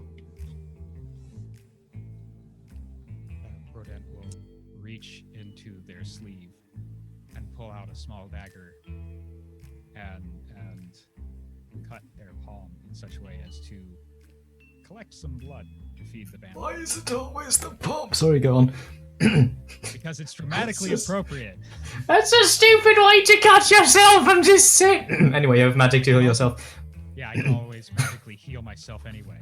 So, Sorry. It's just the voice from the sky being judgmental. yes. You dramatically... We have a close-up shot of the camera as the blade slices through the skin and the blood pools. Dramatically appropriate. a small vial and present it to Sahir before healing the hand. We'll say it smells like normal blood.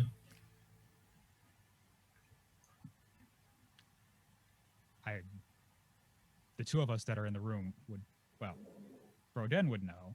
If Sahir is under the influence of vampirism, might also know. I would assume.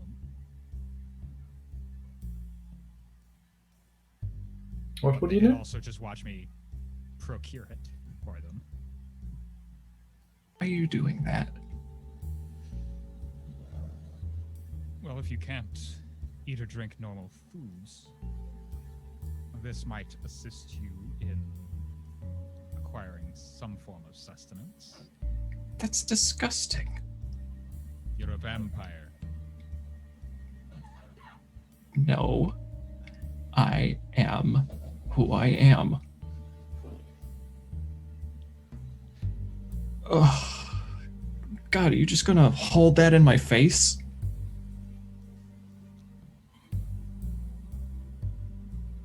No. I'm gonna leave it by your bedside with the cap off. There's only one way to get rid of the smell. I will point out that there is a window. There is a window, but can Sahir reach the window? Fair enough.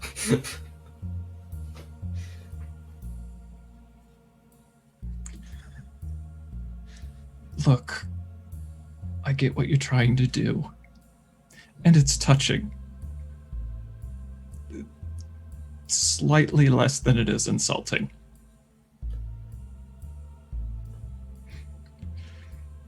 You can set it on the nightstand.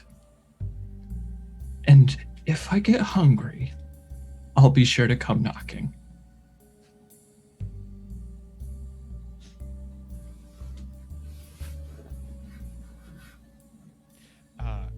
As Brodem leaves, they would tell M that they left some medicine on the nightstand for Sahir because they weren't willing to take it. For some reason, Broden seems incredibly sinister for just the fraction of a second. I left some medicine. Yes. And Weird since it is science. late in the evening, then Broden would go back to their home. Alright. So, I don't suspect anybody would like to do anything else with their day. Alright. And so we end this day, and I would like another 2 Constitution saving throws from Sahir.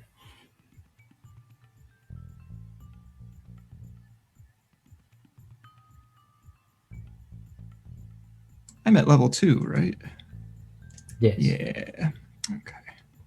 Don't worry, you're not going to die yet. Yet.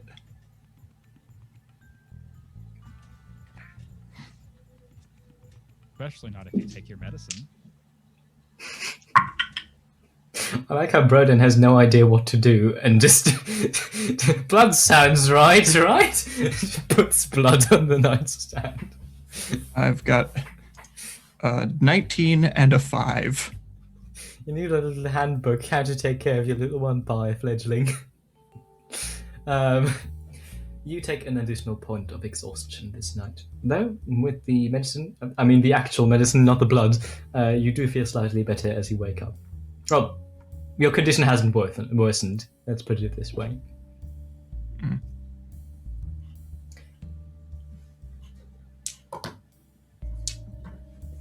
The dice are with you today, or just this session. So, M and Broden, I'm sorry Sahir, but I'm going to remove you from this equation since I don't think you're going to stand up. If you do want to drink the blood, do come knocking, unless you want to do anything else that I can't think about, that would be the only thing you would be able to do. And for your information, the blood doesn't smell enticing. You are not enthralled by any predatory instinct. Yeah. It is starting to get a bit stale. Anyway, moving on. Blood. Broden and Im, what are you doing this fine day? Not thinking too carefully about that statement. Congratulations. Sorry.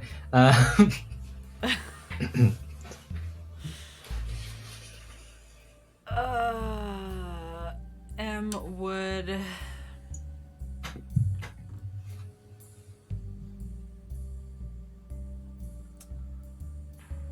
probably go up to Broden's probably before noon. She says like time has any meaning down here with no sun. To ask if they have found any books from the university yet, even though it's still quite early, and she also is well aware that probably they haven't been able to go yet.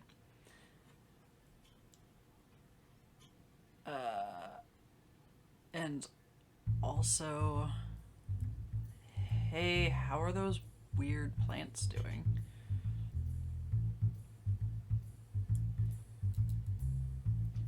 Well, for one, I haven't yet had the opportunity to go to the university to do some investigating of my own.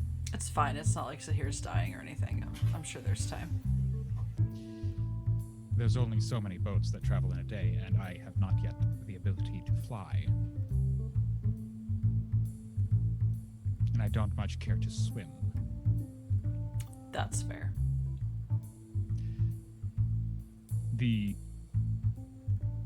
As for the plants in question, they're growing well. Very well, in fact, as 'twas their fruit that produced my little friend in the corner, or at least allowed me to bring them into our plane of consciousness.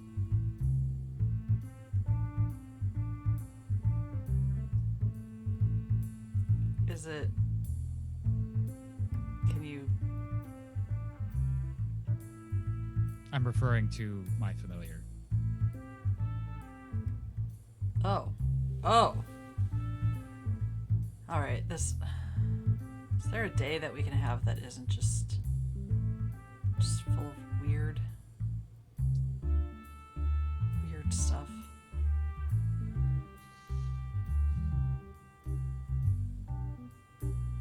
Is there anything that you would consider normal in Sahani? No. I mean, maybe, like... No, not really. When the extraordinary becomes the ordinary, surely the stuff that we deal with here is now normal. I mean... Sahir's, maybe turning into a vampire. That's not exactly... Looks around for the guards. Doesn't see any. No. There's a shadow in front of the door, standing guard, but the door's closed. We're in the garden. Oh. She never speaks, exceptionally loud anyway. But, yeah. Yo, guys! Here's a vampire! Worst secret keeper ever.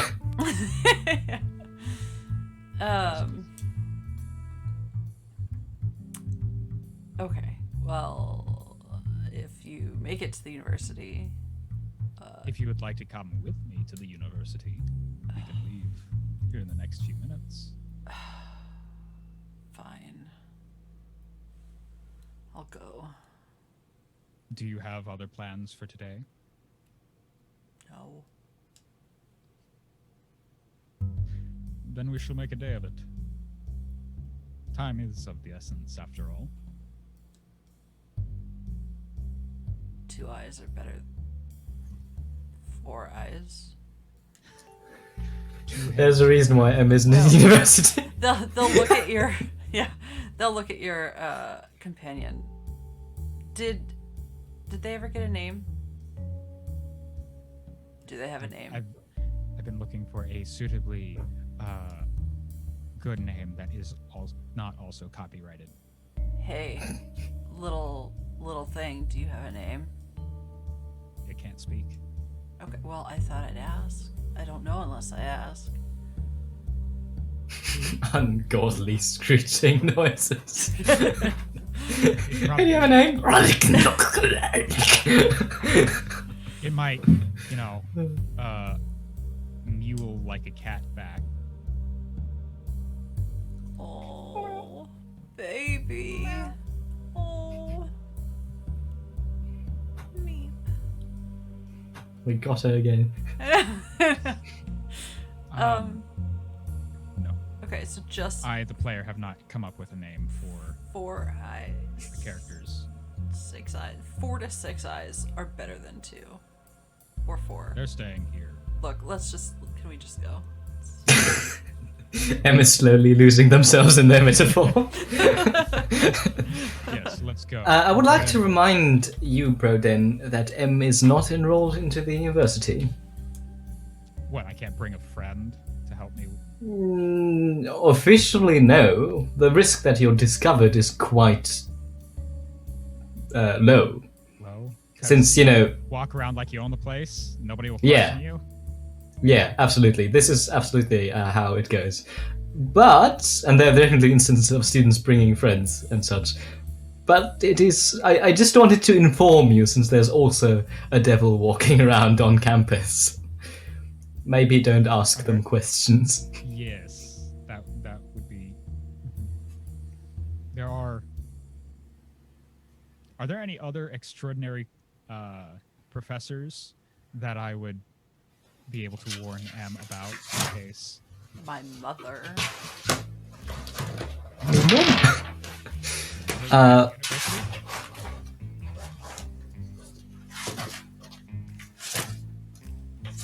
While we're discussing the teachers of the university, is there something you would like to say? No, it's fine. That's an out of character comment. Okay. So, professors that you would know about, Broden, that you should probably be wary of would be the dean, an elven woman called Dr. Maria Feistel, who is quite a capable arcanist, and also very deep in the pockets of the Night Queen, obviously, since she is the dean. Once again, Professor Parathius, the head of Fiendology. There is a smattering of arcane casters there, but nobody that you would need to be incredibly aware of. There are quite a few powerful people at the university, but none that you have tangled with recently.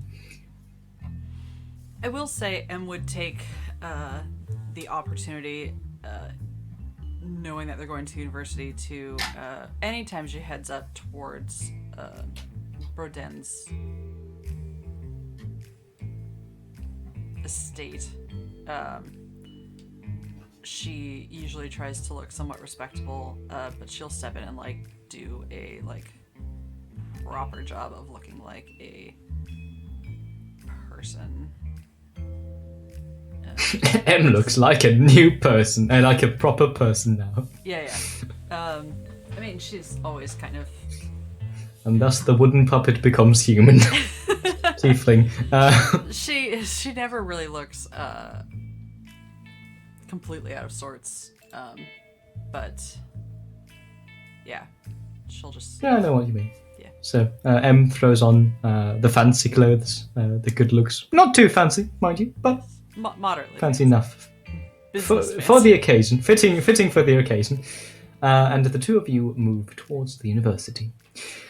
The university, located in Clear Garden with its white dome halls and quite extravagant buildings, is brimming and bustling with students and professors alike.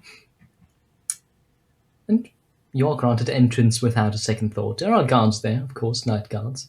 From the looks of it, not even the regular ones, but officers. But with the amount of people coming through the gates every day, they do not bother memorizing the faces, and you are not bothered, since I don't believe you're doing anything especially stupid. Not this time. It is easy. Sure, we'll see how this scene goes. It's easy enough to gain access to the library. Now, we are doing the Harry Potter rules, so there is a restricted section here, which it is quite hard to gain access to. But the book you're searching for, thankfully, is not in the restricted section. No, Broden, you would not have access to it either. I wasn't even going to ask. I was thinking, what? Just wanted to clarify. This isn't a case of no knowledge is forbidden, just certain practices? No, that's forbidden knowledge. Especially knowledge that could be used against a certain bitch in an obsidian palace. Sorry. Yes. Channeling Tell my us inner hero. more. Nah. About that forbidden archive. So, is there anything else you would like to find besides the mentioned book on vampires? Because this might seem very anticlimactic, but you are able to find it in the incredibly well-organized library of the university. Books on magical botany. Anything to do with druidry. just out of curiosity. Can you give me a perception or persuasion check regarding on your method of... Yeah, speaking to people, librarians. There are multiple. I'm going to go with perception there because that's the higher bonus. Okay, so you just go around and look for the right books. Anything That'll be you it. are 19. looking for? 19. Interesting. You would find some regular information on druids and magical plants. But there's also one book on magical botany that is quite a large one. So it's going to take you some time to lead through. But that seems to hold specific information for plants with magical properties, which could be exceedingly useful.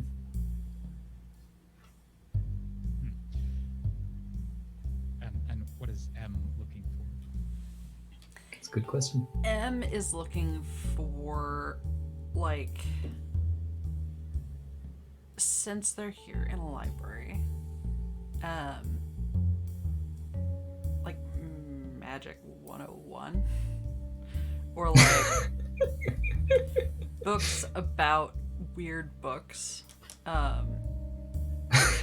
Books about weird books. I get you. I think that you had said last time that all the Catherine J. Donning books are in the restricted section. Yes. Okay, so she's gonna ignore those for now. And she'll do the thing where, like, she's gonna wait until the last minute, and then she'll just kind of like tug Roden's sleeve and ask them to, like, ask about these books so that she doesn't draw, like, extra attention to herself. Okay. Yes. Like the non-druidy kind of magic. So, adding to my repertoire of magic of all nature, I'm surely not going to acquire anyone's attention by studying all forms of magic when I'm only here for public speaking. I mean, you can't speak knowledgeably you can take notes. about things if you don't have that reference, right? Like, what if you had to speak publicly on magic? Boom. I There's- will Think also say demonstrations. that given the dimensions of this library and the university as a whole, it is quite unlikely that somebody has actually noticed which course you are in and which books that would normally correlate with. Now, of course, if you were go to your professor and ask them for books about magic, they might get a bit, wait, that's not what you signed up for. But unless you go to the administrator or the dean themselves and they double check your borrowing requests with which courses you have signed up for, nobody's going to be likely to notice. Someone in accounting, maybe. Yeah, somebody's just goes, that's weird. That's But weird. also, And then they might also just say, whatever. yeah, the fee you do pay, the fee you pay does include access to the library. So even without enrolling into a course, you could just research topics that interest you. You're not doing anything illegal here. I mean, apart from bringing M in. M is quite illegal right now.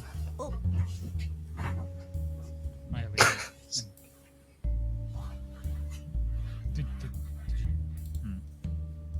Player-to-player question. Did you bring your invisible servant?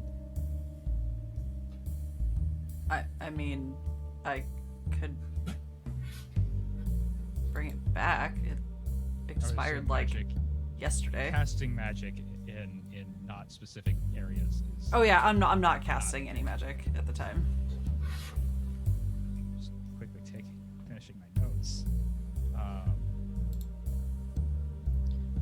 Yes, I suppose. Well, if we want to borrow them from the library, I suppose we can do so. I can do so. Just add them to my pile. Mm-hmm.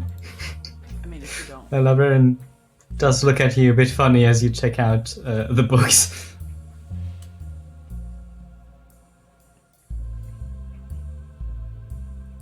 What? Was that it? That was not meant to be to sound that much judgmental. Was that it? Yeah, I think that's it for me. Alright. So, you check out, so to speak, and leave the university grounds behind you. This has taken quite a considerable amount of time, since Burden you are searching for specifics, and research is hard. You have been able to acquire some books, one of which has an author that sounds very familiar, as it is the very same Avakash that you have a book from, who seems to be an expert in manipulating energy to achieve effects. So arcane magic. It's not strictly a 101 book, but it's basically explaining how this came to be and how that is even possible. It is complicated, but quite illuminating. Recognizing that, I will also go back and read the theoretical book from earlier, if... Oh, that one. Yeah. Less... Give me an Arcana check, I guess. I'm gonna put this on a This is going to be very difficult. flatter surface. Pray for Mojo, everyone. Who the fuck is Mojo? Dirty 20. Bless. Okay.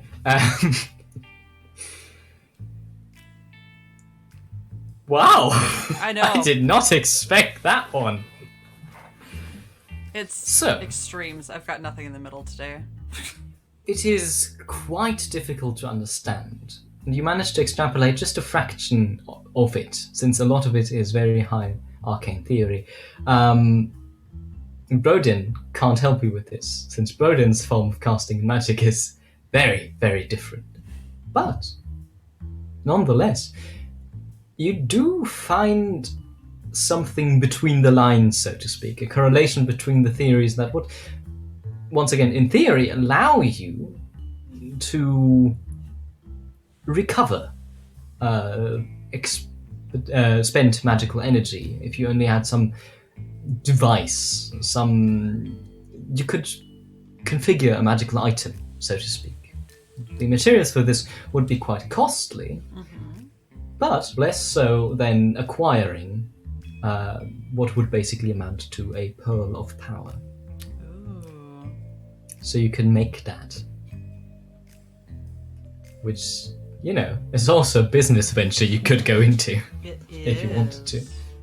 I love a pearl of power. Somebody read bullshit. Speaking of reading bullshit, as we come to the close of our session, let me narrate and read out a bit on the of the book that you find on vampires, since I think that's a good point to close on for this session. So here, would you want to be given this information, or would you give Sahir this information? I think Broden would read through it first, find the stuff that is critical to know, and then share what's critical to know. All right. So, let's do a bit of a dramatic reading here. See if I still have it in me. Nearing the end of the session. Vampires. The book that you recall, Broden, is called The Perfect Predator. It is in quite a bad state, obviously, read through a lot of times, and seemingly burned at the edges, saved seconds from destruction. It was written by Holly Parker, who is a historian that has left almost no other works or traces, which is quite peculiar for a historian. It starts with an introduction. Most people perceive vampires as legends, nothing more than a story to scare children with. After all, why would there be such a thing as the perfect predator designed to kill people when it is us who reign over the world? People who are somewhat wiser know of vampires as feral creatures or vile manipulators, individual beings that are dangerous but scattered few and far between. Something to be feared, but no more so than any other monster. Both kinds of people are fools. I will not say how I obtained the information I have. I will simply state that I might not have much time left, and the chances are good that this book will never be published. There might not even be a single copy of it. You, who reads this, protect this book. I do not have the time, nor the power to protect it on my own. Do not let them come for you. It then goes into some general information about vampires, which you skip because you already know it, the parts about, sunlight and so on and so forth, before it establishes that these things are, most of the time, myths. Vampires. There are far more of them than anybody realizes. This is because most people cannot identify a vampire as one. They expect some universal weakness, a sign, perhaps a lack of reflection, or the shunning of daylight. This thinking is wrong and applies only to one specific kind of vampire. Now it gets interesting, as the book talks about different kinds of vampires, and not how they come to be, but a bit about what they are. The first kind is called the Mundus. While the Mundus are the most versatile kind of vampire, they're also the one who is best known. Possible weaknesses include, but are not always, an aversion to sunlight, running water, the inability to enter someone's residence without invitation, and hollowed ground. The Mundus are often considered the prototype to becoming what the other vampires call a true vampire, though there have been Mundus who have chosen to continue their path to the end, such as the fabled Stradvan Zarovich. Without any specific skill sets, the Mundus are not specialized, but incredibly versatile, and in many cases, without a debilitating weakness. You do not have to write this down, by the way. I can send you the notes on this later. The second type is called the Fairy. The Fairy are oftentimes mistaken for Fae and count among the kind of vampire that is hardest to identify. A Fairy is oftentimes inscrutable and intangible. They exist less in the physical world and more in the world of dreams and reflections. The Fairy are masters of illusion and deception, though each Fairy will be slightly different.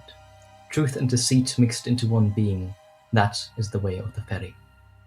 I do not know their weakness, though I suspect it might have something to do with their conception of physicality. I must also note that I believe to have never encountered a fairy's actual body. This is where the description of the fairy cuts off, and an editor's note states that there was information, but it was lost. The next type is called the Safrina. The Safrina have specialized in the blood so much that they are oftentimes resemble liquid, far more than any actual physical being. They have studied the magic of the blood, an art in which they are superior to even its usual practitioners, the hags. Never reveal your name to a Safrina, for it is the key to your blood. Never let a Safrina take something that is yours, whether that is a belonging, a connection, or a part of you. Never take your eyes off a Safrina, are the rules that are stated here. The weaknesses of the Safrina are even more closely guarded than that of any other kind of vampire, though it stands to reason that that which is brought forth by the blood can be undone by the blood. The Safrina fear their own power more than anything, which makes me suspect their own blood might be weaker than they would like. Two more kinds. The Hinga. Most cities have them. The thugs standing in the shadows, bodyguards a little too attentive for comfort, pickpockets who slip through the densest of crowds unhindered. Chances are good among these people there might be a Hinga mingling unseen. Of all vampires, they have the easiest connection to the common folk, even going so far as to help them sometimes.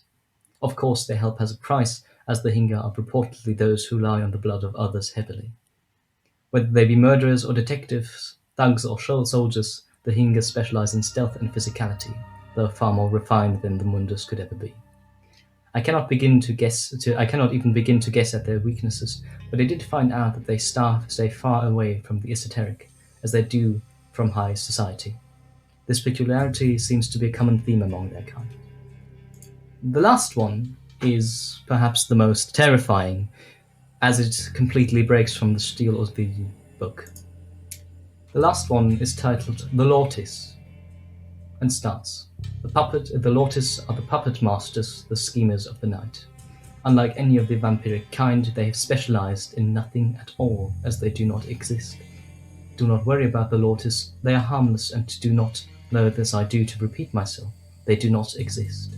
Looking for them would be a waste of time. And this is where the book ends. And this is where our session ends. Well, not quite, as we do have to do... I always forget the word. Sign off! Sign off is the word, I think. So, who wants to start? I mean, I can, I suppose. Perfect. I'm Eva. This is my channel where we play games of varying sorts. You can find us here every other Saturday, usually, for more City of Shadows. We have a variety of one-shots. We have another charity Chaos one-shot coming up on March 14th. We also have our good friend Mare is running Sunken the morning of the 14th. We have Horizon's Call, a short-term campaign starting up on the 13th. And every Sunday you can also find me. Thank you with the commands. I don't know what I'm doing here. You can find me every Sunday over on Open for Adventure playing Finley. That's tomorrow. Goodness. You can also find me online at the Eva Serrate. Yeah, that's me.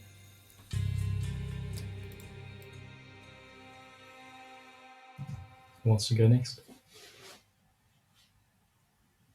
Hi, I'm Raven. I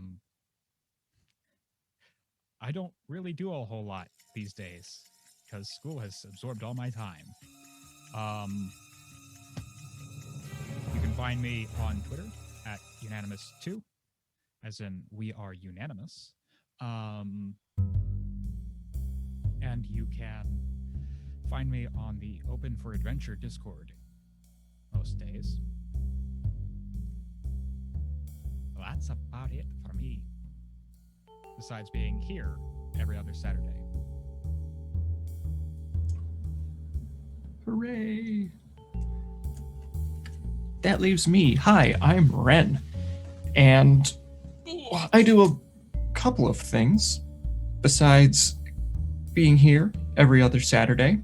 On the alternating Saturdays, well, I'm busy with podcast recording for Roads Uncharted, which is a Genesis actual play podcast, which posts through Spotify, Google Podcasts, and Apple Podcasts, hosted on Simplecast. And yeah, we're in the middle of season 2 now, so give it a listen. I also am a participant in Open for Adventures Sunday 5e campaign, where I play Devereaux Thistlebrook, a halfling fighter, infinitely different than Sahir. And in my own free time, you can find me on my Twitch channel, which is at Thorny Dryad. You can also find me on Twitter as well, the same handle. On my Twitch, I play video games on Tuesday nights, Wednesday nights, and Saturday evenings.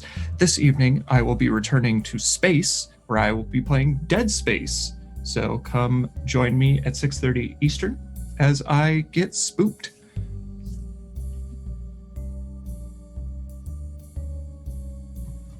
Yeah, that leaves me, I believe. I'm Sulfur. I can be found on Twitter under @GreatSimplicity, and when I'm not here, shitting over everything D&D has ever said about vampires, I can be found on Open for Adventure every Wednesday, playing the angriest druid of the world. In the world. Apart from that, I have nothing going on, which, trust me, I find as upsetting as you do. That is it, I believe. I believe that is it. We are going to go, if I can type, visit our good friend Mare, who is running Invisible Sun. Ooh. So, Ooh. yeah, behave yourselves, everyone. We will see you soon for various reasons. Take care of yourselves. Much love. Don't forget to hydrate, and have a good day. Good day.